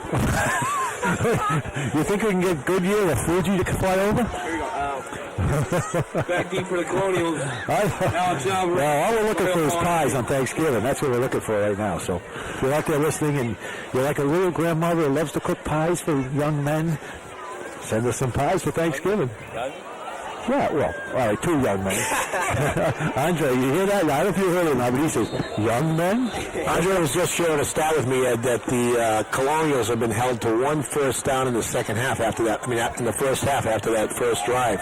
So the Devils' defense has really stepped it up after they scored that. In fact, here we go. But they were held to 39 yards in the first half on the ground. That's good. The Blue Devils had to step it up. Ball was taken down around the 20-yard line, across the 30-yard line. He turns the corner, heading for the sideline, and finally the Blue Devils catch up on him just across the 40-yard line. And no flag. Did you see that? We had a tough hit at the end there. Right in front of the Colonial bench, and there was no flag on that play. Wow. Hey, did you see where First and 10, the guy broke his leg, the college coach for Joe Paterno? The guys came out of bounds and hit his leg, broke his leg. Gonna miss his first game since 1977. Wow. Paterno's gonna miss his first game since 1977. That's what Andre said. Wow, this kid, I'll tell you what a hit that was. Well, first and 10 for the Colonials on their own 40-yard line, just underway in the second half. Fake reverse. They're going far right side, turns the corner, right up in the middle, gain of about 4 yards on the play. It's going to be 2nd and 6. They're testing that out there, and you know what? I think the Devils had that picked out. I mean, Mike Mastropaska stayed home over here when he saw that man coming over. I think they were testing that out, though, to see if the Devils would stay home, and they did, so that's good. See what the reaction was of the defense, and they did, like you said, Larry, they kept where they're supposed to be, stayed home and wait to make sure the play goes, and then take an angle of pursuit, and that's just what Michael did. So it's 2nd and 7, we'll say, for the Colonials. Here's a blitz. Gentile gets caught right in the middle. They're throwing back to this side. There's a trick play across the 50-yard line and finally knocked down by Hernandez and Mastropaska. There it is, Ed. I mean, that's what they were testing, and Mastropaska was there. They get some yards. They get 6 yards, but for a play like that, that's usually a big play. You get somebody through like that. But that's a good throwback. It was enough for first down, just enough for first down. The game 6 or 7 on the play, just across the 50-yard line to the 49-yard line. 1st and 10 Colonials. Yeah, the Colonials actually have 64 yards passing now and only 45 yards rushing, so they're actually passing more than they're rushing. There's a rush off the right side. That was a big head there, and Rivera just stuck his helmet in there and knocked him down just shy of the first down. Gain of 7 yards on the play. It's going to be 2nd and 8 yards on the play. 2nd and 2. I'm sorry, it's going to be 2nd and 2. Is that what I said? Too many numbers. I'm thinking of pies for Thanksgiving. That was going to tighten it up here and keep him from getting a first down. Because they said, the first half, they only allowed him 1 first down after that touchdown. But here they got one real quick, and now they're on the verge of getting another first down. So let's hope this isn't a trend that's going to continue, and I don't think it will. Colonials called a timeout. The Blue Devils put in the horses up front, and Colonials had to call something. They weren't sure what they wanted to try to run. Maybe they had a run play called and said, we're not going through this beef. So it's 2nd and 2 for the Colonials. Ball's just shy of the 40-yard line. It's on the 41-yard line. I think they're going to go off tackle here, right? That seemed to work for them last time. And like you said, going up the middle on the beef is tough. They went right side, off tackle right side, and that's where they want to go each time, and they got enough for first down. It's going to be first down Colonials. Ball's being placed down on the Blue Devils 38-yard line. 1st and 10, 9 minutes, 12 seconds to go, third quarter. Blue Devils lead 20-13. Devils don't want to give up anything here. It's too early in the second half where if you let the Colonials get a touchdown now, get in the end zone, they'll get some momentum going, and that's too much of a risk. Got to tighten up the defense and shut them out right here, get the ball back, and get a nice long drive going back the other way to score. So it's 1st and 10 for Colonials, 8 minutes, 45 seconds, clock running, third quarter.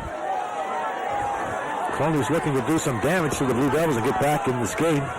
Colonials roll right side, right across the middle. Intercepted. Nice interception. I believe that's by Michael Gentili. It is. And Gentili takes a little offense to team's pass. Yeah, the offensive man said something to Gentili, but nice clean pick by Michael Gentili. He just took it and got it in for an interception. Good job. He broke quick on that ball, and he was right there. He saw I was watching the quarterback's eyes the whole time, and the quarterback did not disguise it. I mean, I was looking at him, and he was pointing right at his receiver. So Mike picked that off, and a heck of a play on his part. And you know what? Even good discipline to walk away from that kid who started saying a few things to him. Right, Gentili played down just right. Stepped up inside, got the interception, went to the sidelines, all happy. Here we go. Blue Devils with the ball. It's Creed up the middle. Creed trying to make himself forward. He's going to be stacked up. Gain of maybe 2 yards on the play. It's going to be 2nd and 8. Theo Creed on the carry. Stopped by Ray St. Laurent. Gain of 1, 2nd and 9. But number 41 going off for the Blue Devils, kind of limping off. Looks like he got either stepped on or twisted an ankle. That's Joe Thibodeau. Hopefully he'll come back.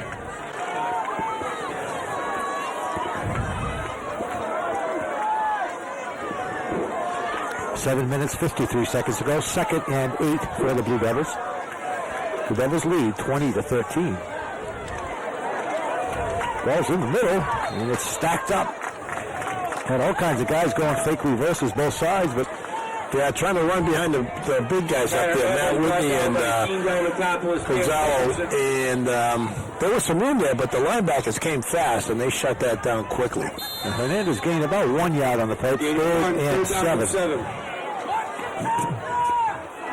See the Devils eat some time off the clock here would be a good thing.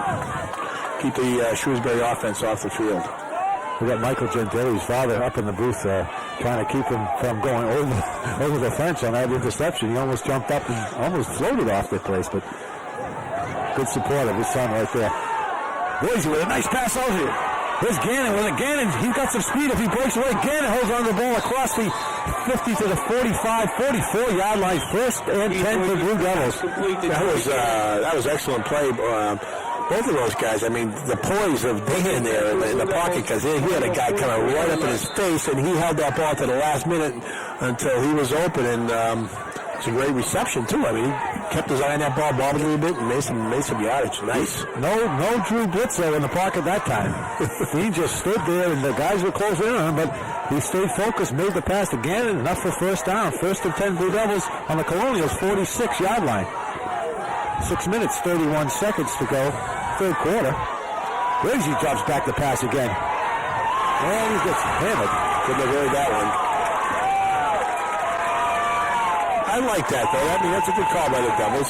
Let's mix it up a bit. Loss of 9 yards on the play. I mean, Dean's having a great night.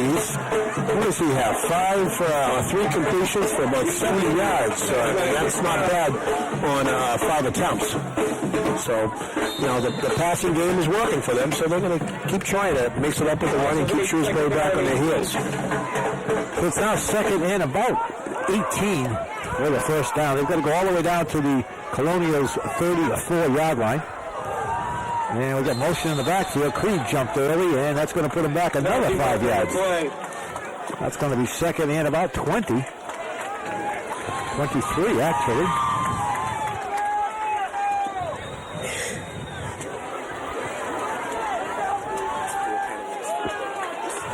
Illegal procedure on the Blue Devils.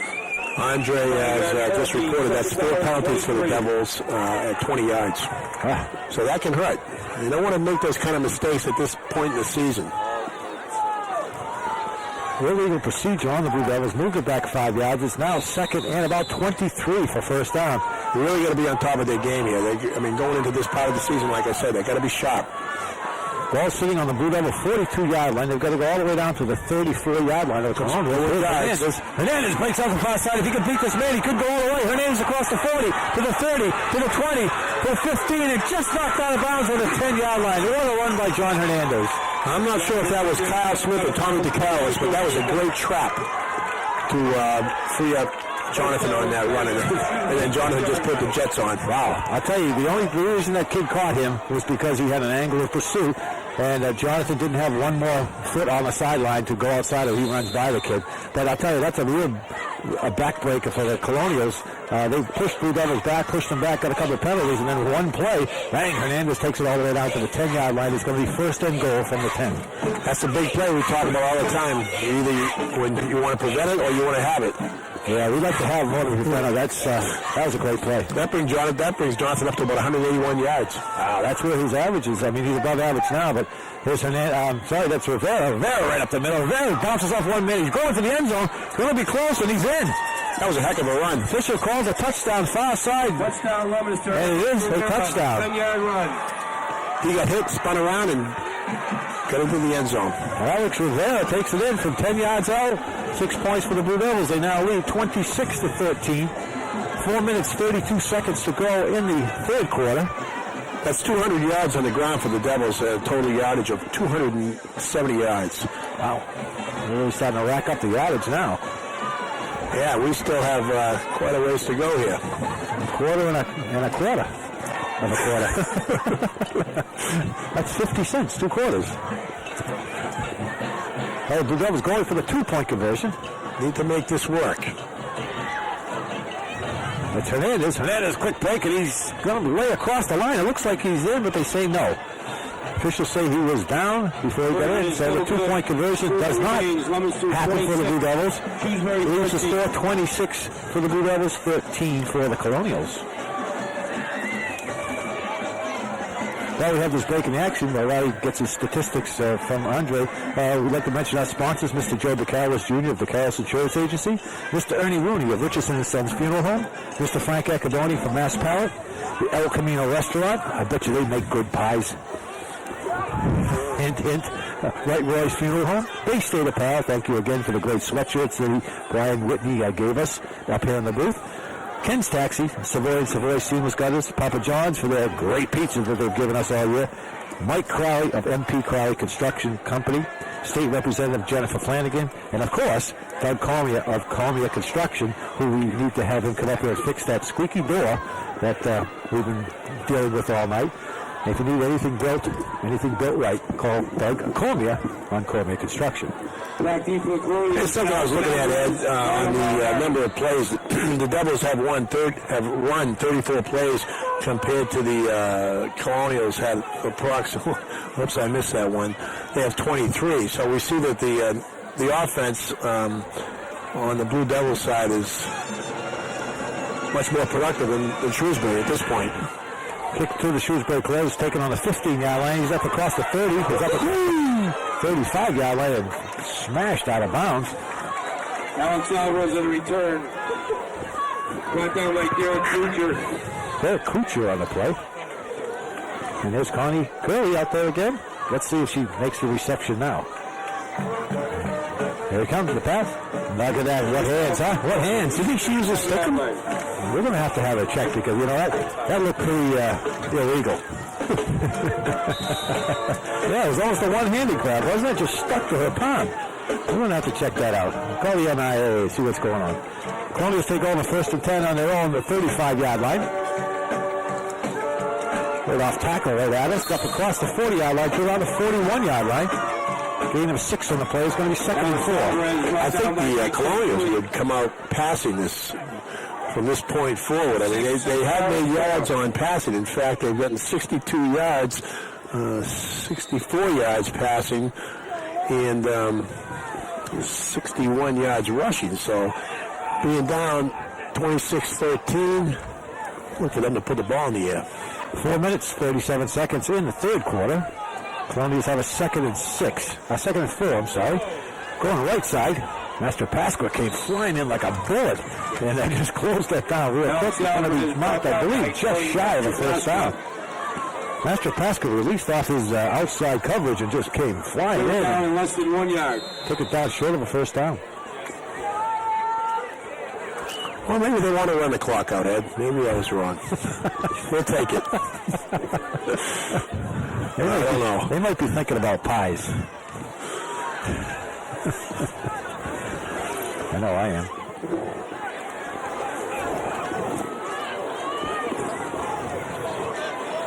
One for 4 on third down conversions. And there's another one. Right up the middle. QB sneak right up the middle. And it's enough for first down. Picks up the Colonial first down. The 47-yard line. The 1st and 10 for the Colonials on their own 47-yard line. 3 minutes, 45 seconds to go in the third quarter. Blue Devils lead 26-13 here at Shrewsbury High School.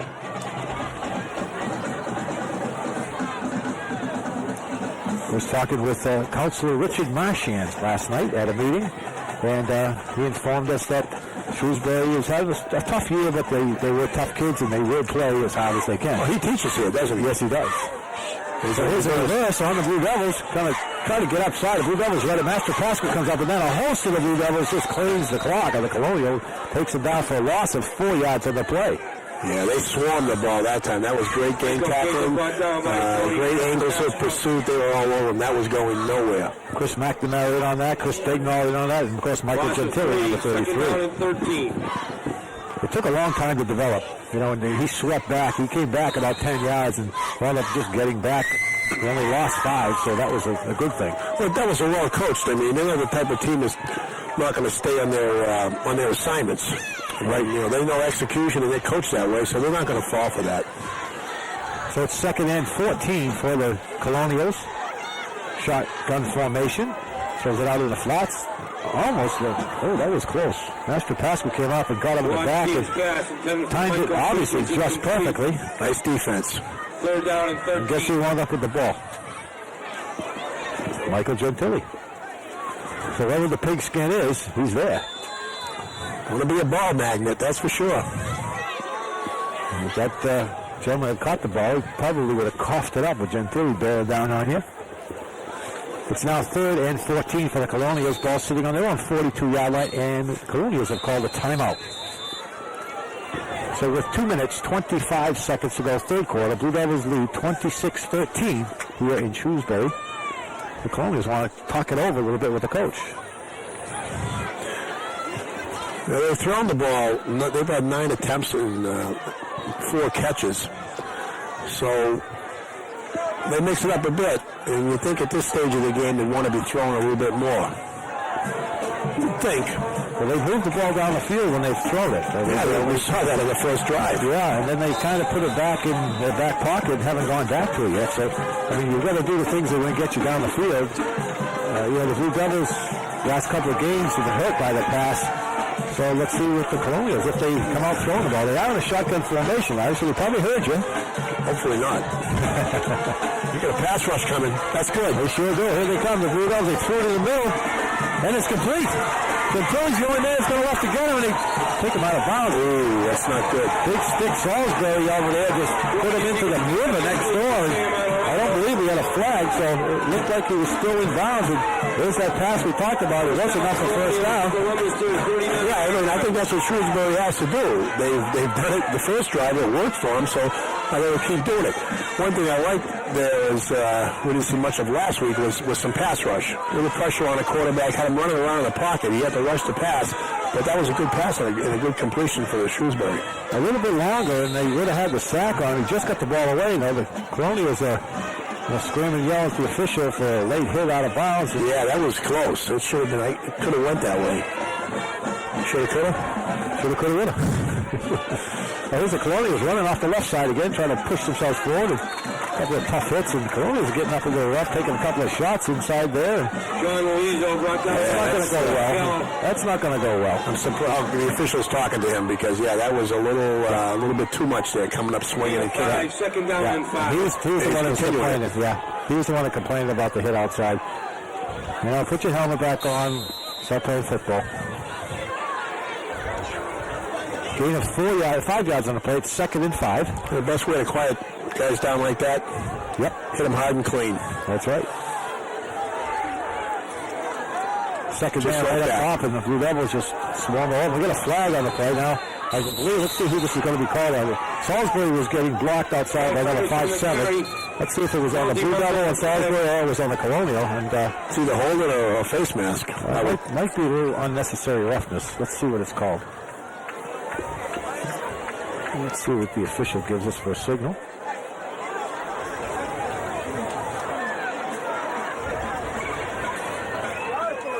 Holding on the Blue Devils. How can you hold them? How do you hold on defense? Hold the lineman. I guess there is such a thing, but I don't know. Wow. It's like tackling and you get called for holding. Well, that was interesting. 15 yards. 10 yards, I'm sorry. Wow. First down and 10 for the We'll have to watch the replay on that one. 22 yards. Got 5 penalties on the Devils now. Well, it's 1st and 10 for the Colonials down on their Blue Devil 23-yard line. 1 minute, 14 seconds to go. Right side, tripped up right at the line of scrimmage. And I'll tell you, this body's flying all over the place now. John Louiso tripped up at the Leominster 19-yard line. Got a Blue Devil down on the ground. Second down and 7. Number 67 of the Blue Devils. Tim Schofield. Timmy Schofield down on after that play. Hopefully it's nothing serious for the big guy.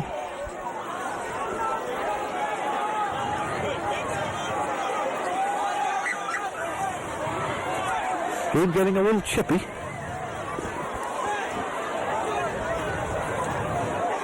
You can't tell if he's holding his leg or shoulder or, well, he's getting up. And he's running off.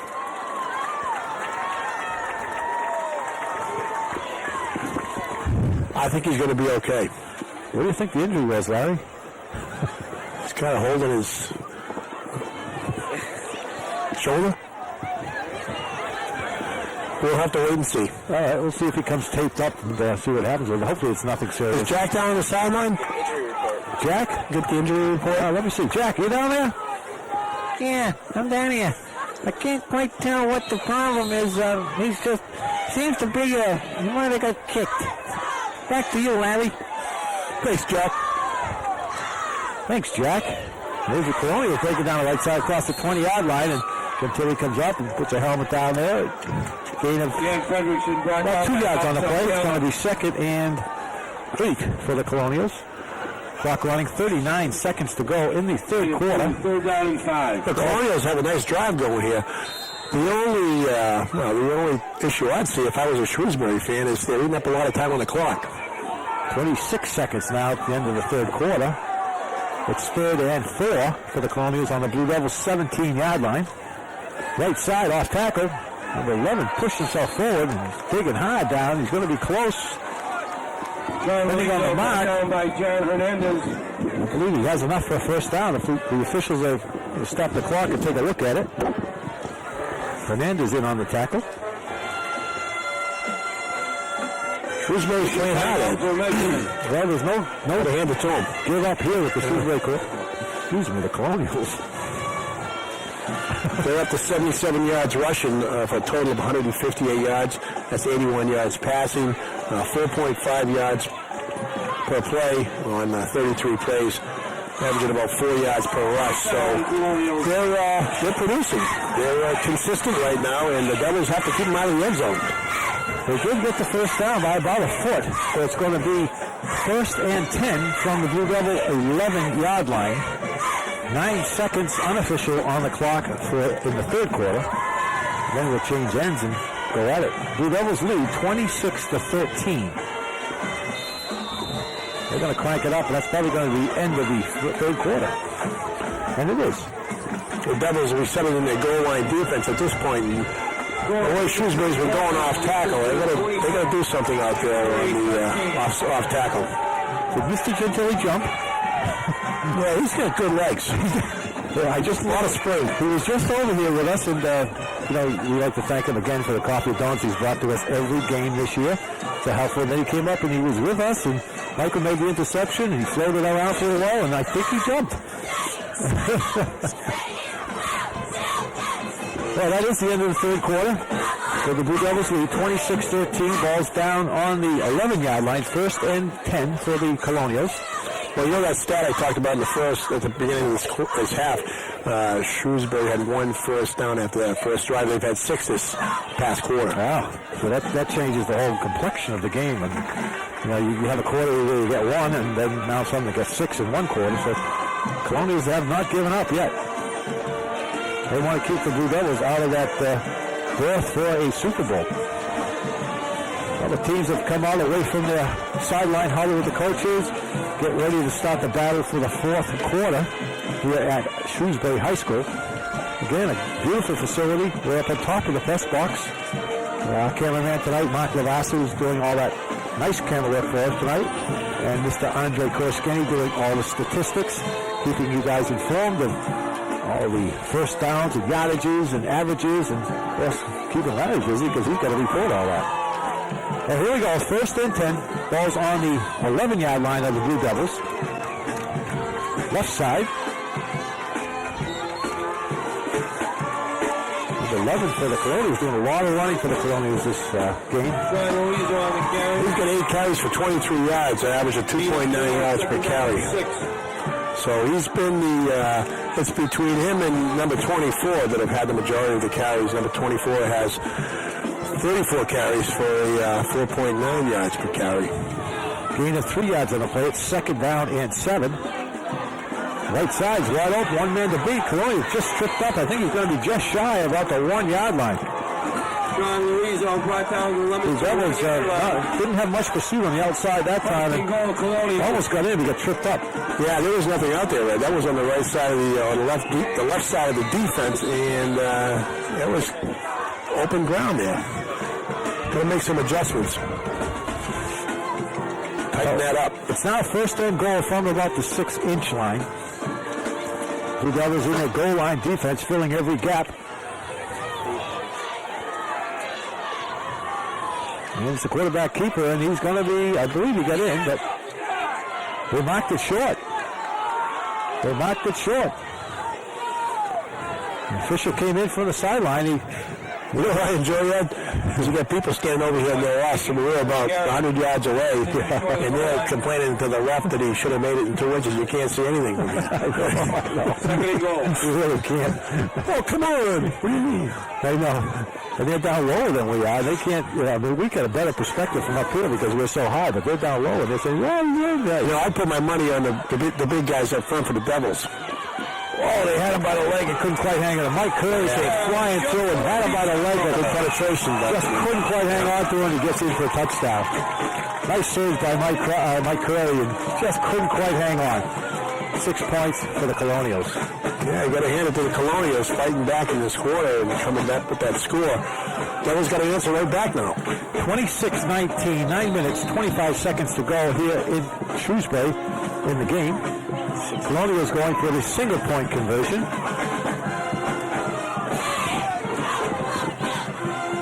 Kick is up, way up in the air, and it's good.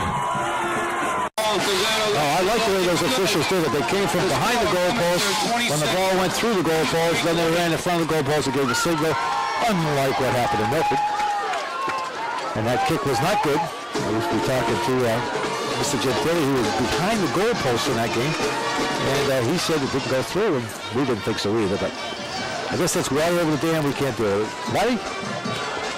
Well, Shrewsbury has 168 yards now total.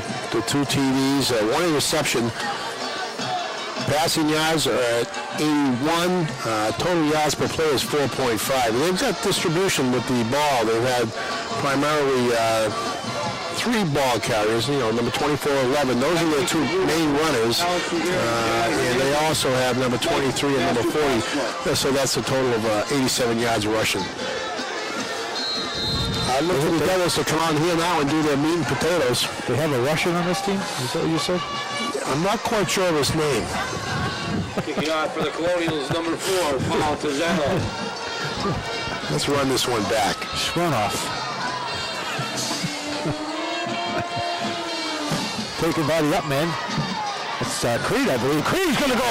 Creed's got 1 man beat. Creed turns on the Jets. He's across the 40, down to the 35, across the 30, to the 20, to the 10. And Creed's going to take it in for a touchdown. That's the big play we're looking for. Wow, that's a 75-yard run for Dan Creed. You know what? Dan has some speed, Ed. Boy, he did. He turned it on. He got by and just ran by the kicker, and then there was Katie by the door all the way down. That's a good thing. Nobody was going to catch him. Boy, that's a backbreaker, isn't it? That's the big play we talked about that we want on our side. Boy, Creed took it up. He was the up man and just took off and took up some great blocks and went 75 yards. Special teams are such a critical part of the game, Ed, and that proves it right there. I mean, Shrewsbury had the heck of a drive. They had a lot of momentum. Bang, just like that. Take the wind right out of their sails. Well, they haven't upgraded the score yet. It's still 26-20. But it should be 32-20 at this point. And the Blue Devils are going to set up for a 2-point conversion. And let's see what the officials call. It's a 30-second timeout for the Blue Devils. Leominster.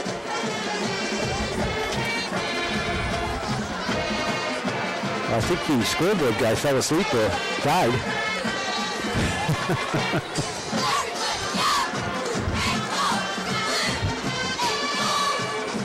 You can hear the Blue Devil band playing all the way across. Let me turn it over here. What a great job. Yeah, you can't say enough about the band guys. Barry Hudson's done such a super job with them. They're here, they're pounding away on those instruments. Great job. So here the Blue Devils are ready to go for the 2-point conversion. Officials finally get out of the way. Hernandez and Creed in the backfield. Boise talking to Big Chris Stegnault. And here we go. Hernandez, good move by Hernandez, and then he's finally tagged. Hernandez missed the blitz coming in, stepped by him, and then he was caught. And it's none. I don't think they've got a 2-point conversion tonight, have they? John Hernandez conversion. Maybe one. Brought down by Nick. Did Hernandez get one? Yes. Well, I'm not sure. Score, Leominster. Let's ask our statistician. 20. Yes, he confirmed we did get one. It's 32-20. Blue Devils up by 12. 9 minutes, 14 seconds to go. Wow. That was a quick play. Coming back. We should have probably stopped, fell down, then wasted some clock. No, I don't think so. That would screw up Andre because he had it all marked already.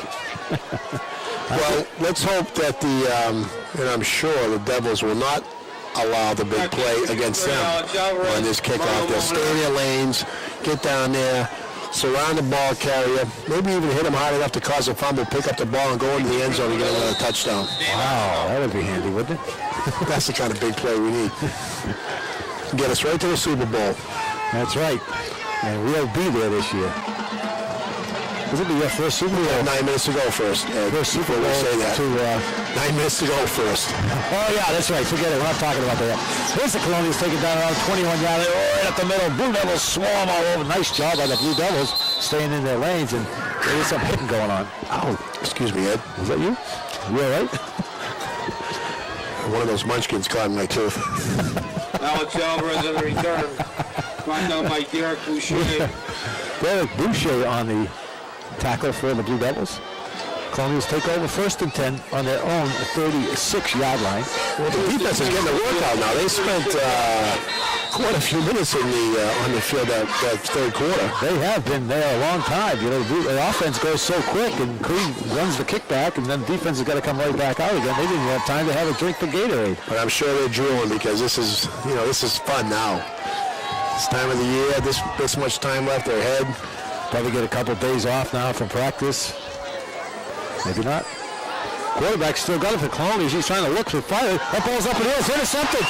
Intercepted by Rivera. Rivera's got the hole outside to go. He's turning the jet zone, trying to turn the corner. There's Rivera. He may go all the way. Rivera, 1 man to beat. Cuts back inside. He got a great block, and they finally catch up to him around the 10-yard line. Holy smokes. What a nice run by Alex Rivera. Big plays win games, Ed. That's a great big play right there. Whew. Talked about that big play, and Rivera picked it off. And nice. The quarterback flushed out, ran down the right side, couldn't quite find him, tried to force it in, threw it high. Rivera just settled underneath it, took it down, and returned it about 45 yards. Nice run by Alex. Good play. And he had some good blocking out there, too. And you know, the other thing was it was clean blocking. You had no penalties on that. Any clips, and he blocked him below the waist. So that was good execution. Great call. So it's 1st and goal from the 9-yard line for the Blue Devils. 8 minutes, 49 seconds to go in the game. Blue Devils lead 32-20. Big Matt Whitney pulling out there. Oh, Joey Gannon cut inside, and he had the whole field outside. Yeah, Matt was out in front, and I think it was just a timing issue. Wow. Master Pasqua. One of those little defensive backs and looking up at Matt. Please don't hurt me. Yeah, the outside, he did slip, but he had the whole outside of the field. And nice call. Yeah, that was Master Pascal running. It wasn't Gannon. I'm sorry. Gain of about 3 yards on the play. It's going to be 2nd and goal from the 6.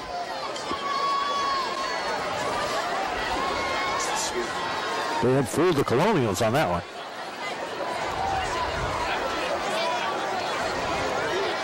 Boise, well, they got a man wide open. Boise put it under his arm. Had a man wide open. Had his hand up. I believe that's, was that Creed that was all by himself? Brought down by Nick Bodge. Boise tucked it under his arm, tried to go up the middle, gain of about 2 yards on the play. From the 3-yard It's going to be 3rd and goal from the 3. Had a man wide open left side. See who that was. No, that was, I think that was Hernandez. Hernandez was wide open, just ran right past the defensive halfback. So 3rd and goal. I'd run the same play. 7 for 8 on 3rd downs? Is that what we're trying to get here? We just give him a mic, but he's pretty good with the hand signals. Hernandez going to try to string it out. He stepped back, and Hernandez still trying to go. Boy, I'll tell you, every Colonial's over there. They did a nice job stringing that play out on the Blue Devils. Hernandez brought down by Sean. It looks like a different strategy on part of the Devils' offense, where they've been running primarily up the middle, off tackle, behind Matt and the guards and the tackles, trapping, and this last series here, they've been going primarily to the outside. A loss of 3 yards on the play. It's going to be 4th and goal from the 7-yard line. Well, the Devils have run 37 plays, and Jonathan's ran 22 of those. Wow. He'll sleep good tonight. It'll be a long bus ride, but a like quiet one for Hernandez. He'll be taking a sleep. Leominster. And the Blue Devils called a timeout. So we have 6 minutes, 28 seconds to go. Blue Devils lead 32-20 here at Shrewsbury.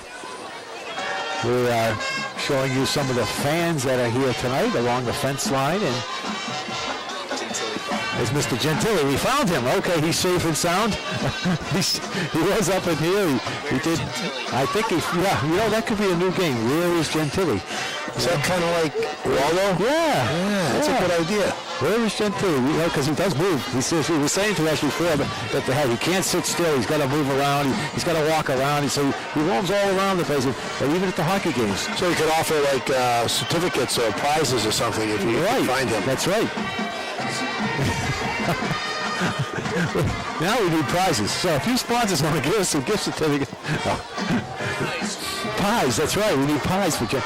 We did that during hockey. I used to open the hockey games up with Find Ed, and I would have a remote mic on, and I would start the hockey game from somewhere in the Civic Center, and the camera would scan around, and if you saw me, you'd call LTV, and we had a winner. And I can't remember who it was, but they won a nice gift certificate to El Camino Restaurant. So here we go with fourth goal from the 6-yard line. Brady gets it, kicks it out to Hernandez. Hernandez is slippery, cuts back into the crowd.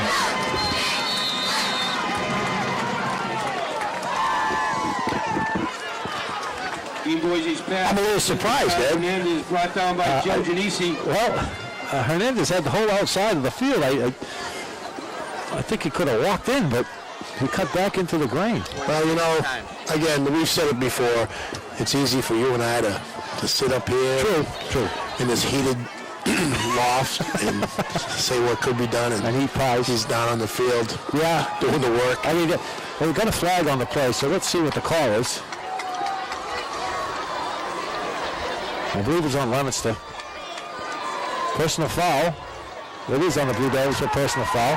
Personal foul on Leominster. You know what I noticed? That official came over to the coach. He pointed like down his waist, like towards Leominster. Then the Shrewsbury coach clapped, and then he called the foul. And he called the penalty. So first and 10 for the Colonials. So we're in Worcester anyway, right? Close by. It's right out there. Mark showed us Worcester a few minutes ago.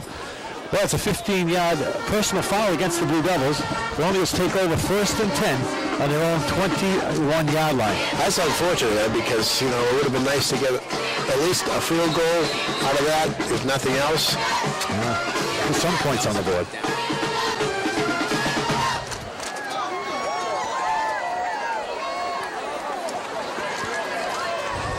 Right side, Colonials trying to run it up over the right side until he ran over somebody. Alex Alvarez brought down by Alex Alcala. Gain of about 1 yard on the play. It's going to be 2nd and 9. Shrewsbury doesn't seem to be in much of a hurry here, Ed. I know, the clock running 6 minutes. They're down by 12. But that's okay with us. That's if they want to run out the clock, we'll take it. That's right.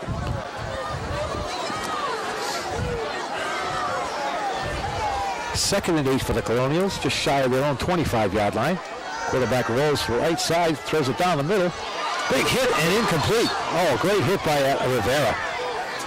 Rivera popped the end and he just coughed the ball up like it was the repeating being coming out of the soup. Yeah, he had it, and there was a nice pass, good reception, and then Alex hit him in the back, and out came the Lupini bean. So an incomplete pass stops the clock with 5 minutes 38 seconds to go. It's going to be 3rd down and 8 for the Colonials. Ball sitting on their own 24-yard line. A beautiful night here in Shrewsbury. This is football weather, though. Crisp, cool. Beats the snow game 2 years ago, doesn't it? Woo! Yeah, I'll tell you, every time I look at that tape, I want to move to Florida. So the Colonials 3rd and 8. Oh, here comes Rivera up the middle. Nice. Alcala gets it in. Finally taken down by Chris McNamara.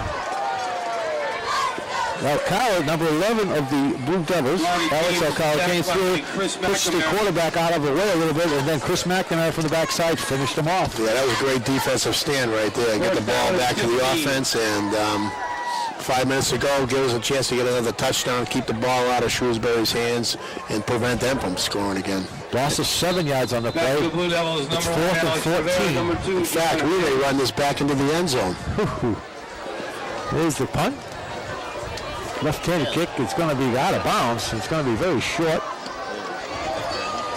And the official runs up to get the ball, and he's going to have to walk back until he finds it. He's got nobody telling him where to go.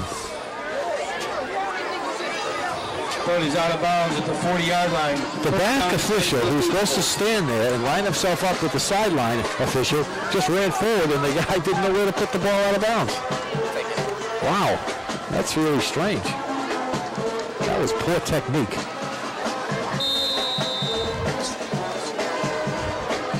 From one referee to another, is that right, Ed? Yeah, I mean, you know, your technique is supposed to be there. Well, anyways, here's the Blue Devils. 1st and 10 on the 40-yard line. Hernandez breaking down the left side. Here's Hernandez breaking down. He's all the way down around the 15. Cuts back across the 10 and crosses the 10-yard line to about the 8-yard line. Took it all the way down to the 8-yard line for Hernandez. Well run. Well, it looks like the Devils are going dancing. I mean, the Super Bowl. 7-yard line. Well, it's 4 minutes there. I mean, anything can happen, but things are looking mighty good right about now. Well, you know what? It's not over till it's over. I'm going to say we're going to the Super Bowl. I agree. Jonathan's up to over 200 yards rushing. Wow. On 23 carries, that's almost 9.2 yards per carry. It's 1st and goal from the 8-yard line. Ooh, Boise right up the middle. Boise almost got in. He's down around the 2-yard line. Boise on the quarterback keeper.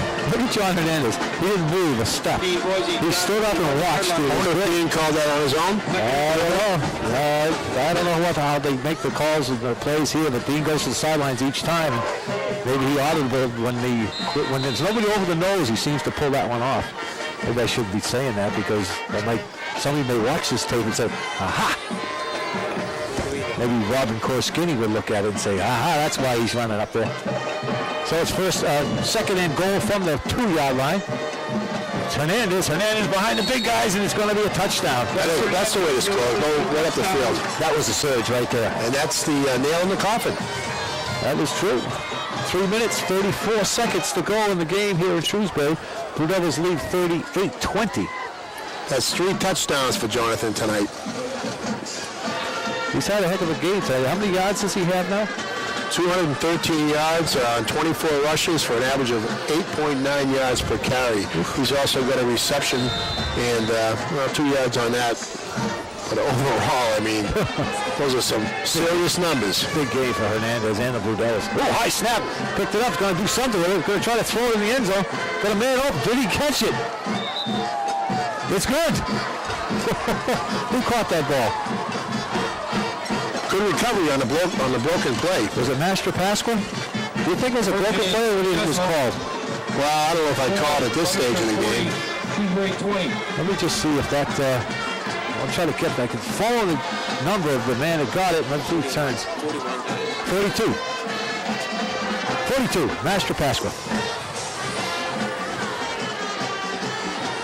Well, the 2-point, they finally got a 2-point conversion, Larry. Well, they had one earlier. I guess Hernandez got one, but they've missed 3 or 4 of them. It's now 40-20. Blue Devils with a 20-point lead. 3 minutes, 34 seconds to go. We're going dancing. Now, I saw in the paper that the Devils were going to have a rematch against Longmeadow, so I'm assuming that the paper was correct and Longmeadow had already been named to the Super Bowl in Western Mass. I believe that's correct. Where is the Super Bowl this year? Do we know? Well, last year was out west. Yeah. So this year, I don't know. I think they swap it off every year, though, don't they? Yeah, they usually do. Back defense. Well, whoever it is, LTV and this crew will be there. That's always a fun time. What are we going to eat? Leftovers. Yeah, leftover pies, that's right. We're going to have so many pies on Thanksgiving at the press box at Leominster that we could feed the poor. We'll give them to your mother so she can distribute them for us. So the Blue Devils kick it down. They take it, the Colones pick it up around the 25-yard line, and the Blue Devils just swarm like bees. Ball in that pile was number 86, Joey Gannon. Alex Alvarez. You know, not to jump over, I mean, but And Joey Gannon. there's a big game coming up before the Super Bowl. Yes, there is, and we can talk about that one now. Yeah, absolutely. Where the Blue Devils have 3 minutes, 29 seconds to go with a 20-point lead. We can talk about Thursday, Thanksgiving morning. Your old alma mater, Larry? Yep, and the rivalry continues. There's nothing like it. It sure is, and the Fitchburg Red Raiders are having, a tough year. Coach Cosenza is young. He's got some young players, and I don't know what their record is, but they have a tough year. And the Devils are on top of the heap at this point.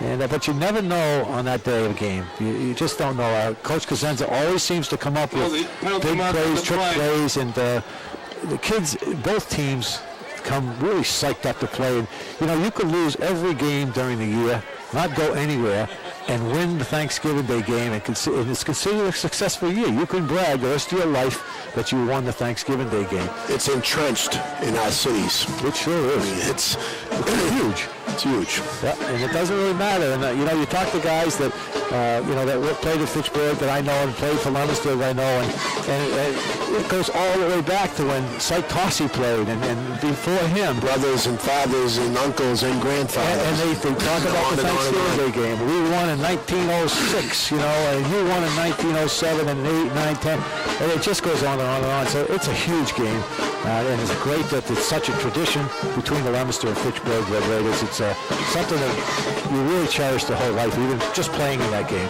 You know, I can even think back now.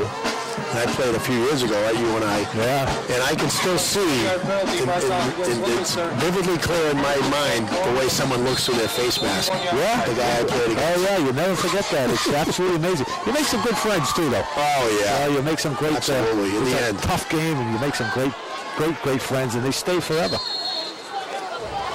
Well, the Colonials are chasing the ball it's going to be out of bounds. 3 minutes, 9 seconds, going to be placed just about the 50-yard line. Let's see where the placement is. It could be enough for a first down. The stake man took a pounding on that one. The thing's all hanging off. Alex Alvarez knocked out of midfield. Well, this brings the Devils into that Thanksgiving game with a record of 7-3. So that's a good record because it's been a tough year. I mean, you think of the teams they played against and lost to some very good teams and beat some very good teams. So I still think the one that bothers me the most is the Marlboro game. Yeah. You know, coming off a great game against Everett to start with, and you know, they almost took Everett to the house and then go down to Marlboro and just not play like they're capable of playing. And it's ironic the two of the three losses came to a Division I team. Right, exactly, yeah. But I guess, you know, that's okay because it doesn't really affect your record to go to the Super Bowl. Right, it just gives you some confidence to play against the bigger teams, and we'll see what happens then. So the ball is placed just shy of the 50-yard line. It's going to be 2nd and 1 for the Colonials. 3 minutes, 6 seconds to go. Blue Devils lead 40-20 here in Shrewsbury. The Devils looking at a blitz. They got a blitz. They got a screen up the middle. It's a great call, and the ball is incomplete, just overthrown. Couldn't quite hang on. That was a great call because the Blue Devils were coming full ball. Yeah, I don't think anybody picked up on the screen either because all the defensive linemen were in the backfield. And the running back for Shrewsbury was up there all by himself. If he would have had it, he would have get some yardage on that. He definitely would have got enough for a first down. It's 3rd and 1 for the Colonials. Ball's just shy of the 50-yard line. Hey, who owns the 50-yard line? Is that Leominster 50 or Shrewsbury 50? Let me check with that statistician. Shrewsbury side, okay. Oh, here's Shrewsbury just breaking up the middle. Just sidestepped Gentili coming up in the middle, and he's got enough for first down. Ball's being placed down on the 44-yard line. Interesting, I was talking to somebody from Shrewsbury before the game, and they play Milford on Thanksgiving. Oh, they do? Ah, that should be a shootout, tough game. Yikes. I wonder who they're playing tonight. Do you know, Milford? I don't know offhand. Another good game tonight. Ouch. Not to take away from this game, but St. John's and Wachusett. And the winner of that game goes to the Super Bowl. Ah, that would be a good one, yes. That would be a real good one tonight. We got a penalty on the play. The Blue Devils... Bobby Goldsby, was that a late hit? Or Goldsby got hit from behind and was knocked to the ground. I believe it's going to be on the Colonials. The flag came in from the back judge. He saw it, I believe, as well as we did. That's their first penalty? Wow. So it is going to be, I believe it's going to be personal foul. Personal foul on the Colonials. It is 15 yards, so it was. 15-yard penalty. Goldsby took a hit from behind and was knocked down, and the official saw that one. And it pushes the Colonials back 15 yards. It's now going to be 1st and 25. 2 minutes, 14 seconds to go. 40-20, Blue Devils with the lead. 2nd down and 24. Quick pitch for the Colonials, right side, and the Blue Devils just swarm all over it. Officials blowing the whistles. And The back judge is going to give a 2-minute warning. 1 minute 58 seconds on the scoreboard.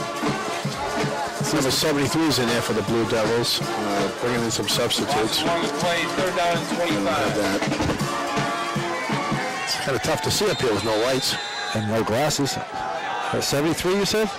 Yes. Okay. You don't have it? I don't have it on my sheet. We'll have to get that later on. Maybe it's on the back of this one. No, I lost it. I can't get down and get it now. I'll get it. Oh, for the hamstring. Colombia was going down the left side. Turned the corner. Knocked out of bounds. Wow. Ooh, that was a hitting out there now. Ian Ferguson knocked out of bounds by Alex Medina. It's not on there either. That's Shrewsbury. I hope it's not on there. Well, by the time we get that one, the game will be over. 1 minute 56 is in there. Okay, we can tell you that is.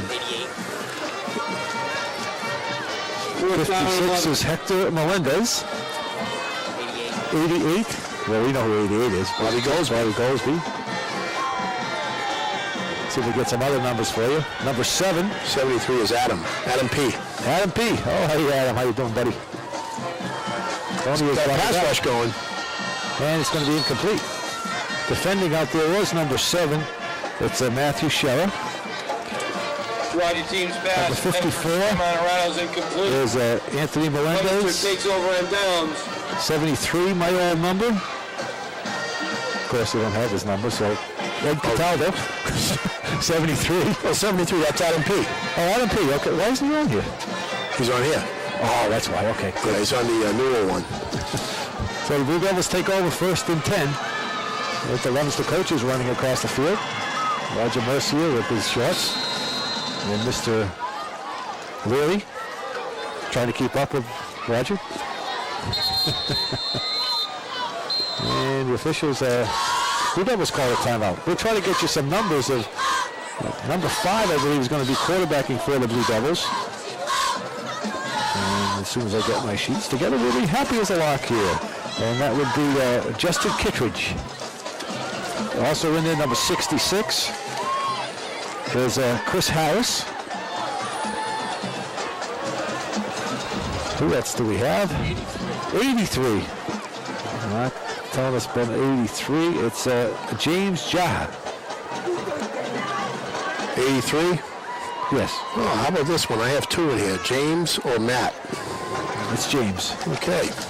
Is he big or small, 83? Let's look at him. He's small? Well, this is a 5'11", 152 pounds. Is that what he looks like? Then that's him. What's the other one, Larry? Well, one's 5'11", one's 5'10", so they're about the same size here. Well, it could be a typo. Obviously, it is a typo. I don't think there's 2 83s on the team. Maybe there is. Well, it could be. Who's out at center? 73, Ed Cataldo. No, that was Adam P. Adam P. All right, who we got for running backs? We can find that out for you. 1 minute, 43 seconds, and what happened? Oh, he took a knee. Justin Kittredge takes a knee. Ah. Well, that's Down 11. that's interesting. Okay. 2nd and 11. Clock running 1 minute, 20 seconds to go. Blue Devils lead 40-20 here in Shrewsbury. It's going to be one of the better vantage points that we have of a football game up here on top of this booth. As long as the weather's good, this is a great spot. Kittredge steps back and takes another knee. Clock 1 minute straight up.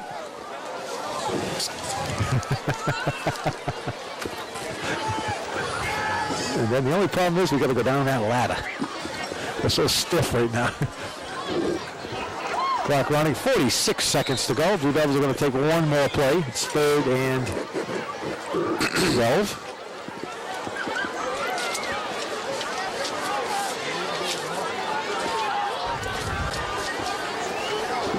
Officials are right in the middle. They don't want any nonsense going on. It's a good job by the officials. Good job by both teams here. You know, it's a hard-fought game, and Coach Obzinski just got the bucket. Oh, I'm sure, yeah, Coach Obzinski got the bucket dumped on his head. You can see that there. Who's holding that bucket? Is it Gentili? 22, that was Boise, Dean Boise finally got a chance to soak Obzinski in there. And there you have it. Now it's official. The Blue Devils are going on to the Super Bowl. But you know, I'll tell you, Blue Devils came out here tonight and really had to ramp it up really quick. The Blue Devils, the Colonials were going to kind of stick it to them. Go ahead, Larry. Yeah, the Devils had a great night. Very prolific on offense. They ended up with a total of 310 yards total and 239 yards rushing, 71 yards passing. The 5 TDs, total of 7.8 yards per play, 7.3 yards per rush. So just an outstanding effort on offense. Their defense came out strong too, holding Shrewsbury to 20 points. And that's exactly what they needed going into this next game, Ed. Overall, Leominster had third down conversions, 7 for 9. They had 2 interceptions in the second half, so that was outstanding. They need to improve in the penalty area. They had 7 penalties for 50 yards, and I think one of the big highlights of the game was the increased 75-yard touchdown run. And those statistics provided to us by our statistician, Andre. He does a great job for us. It's a privilege to have him here with us. The Blue Devils are getting into the circle. I'm sure the coach is going to congratulate them on a great win here tonight, which qualifies them for the Super Bowl. We will bring you the Super Bowl on LATV, but we have to look forward now to one more big game, and that is the Fitchburg-Leominster Thanksgiving Day game, which will be at home this year. We are not going to produce it live.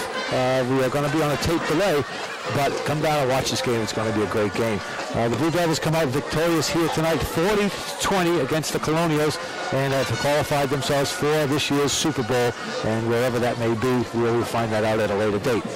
So we'd like to thank everybody who worked here tonight, and well, not for the season yet, because we've got one more game to do. Mr. Mark Lavasser on the camera work for us tonight, Andre Koroskeny on all our statistics, and of course Larry Buzzardo for being a partner and keeping everybody informed of all the special effects that we have going on here tonight.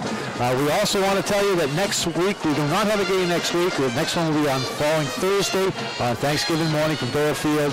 We'd like to thank our sponsors that we've had through the whole season, Mr. Joe DeCaris, Jr. of DeCaris Insurance Agency, Mr. Ernie Rooney of Richardson & Sons Funeral Home, Mr. Frank Eccaboni of Mass Palette, the El Camino Restaurant, pies on Thanksgiving, White Roy Funeral Home, Bay State Apparel. Thanks again to Brian Whitney for those great sweatshirts that he gave us. They're really great. Ken's Taxi, Savoy and Savoy Seamless Gutters, Papa John's for their great pizza all year long, and Mike Crowley of MP Crowley Company Incorporated, State Representative Jennifer Flanagan, and of course, Doug Cormier of Cormier Construction, who fixed our squeaky door for us here tonight.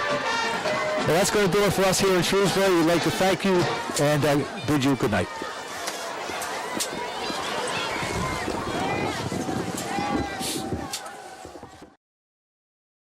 Wow, those are some fantastic memories preserved in the archive of Leominster TV.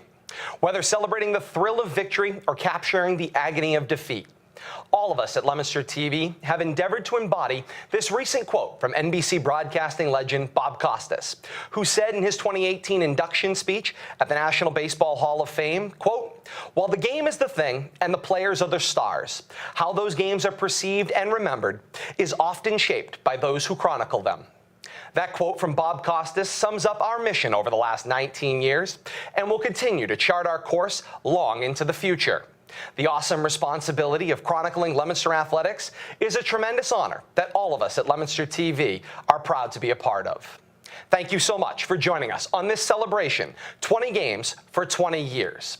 I'm Todd Robbins. On behalf of my producer, Kate Robbins, archivist Jack Selly, editor Bradley Bedard, and all of us in the Leominster TV family, until next time, so long, everybody. Black coffee, I'm in trouble. Black coffee, I see trouble. Man, I'm not gonna get home. Black coffee, I'm so dizzy. Black coffee, please get busy. Oh, nothing to get home. Black coffee, I'm in trouble. I'm so dizzy. Please get busy. Man, I'm not gonna get home.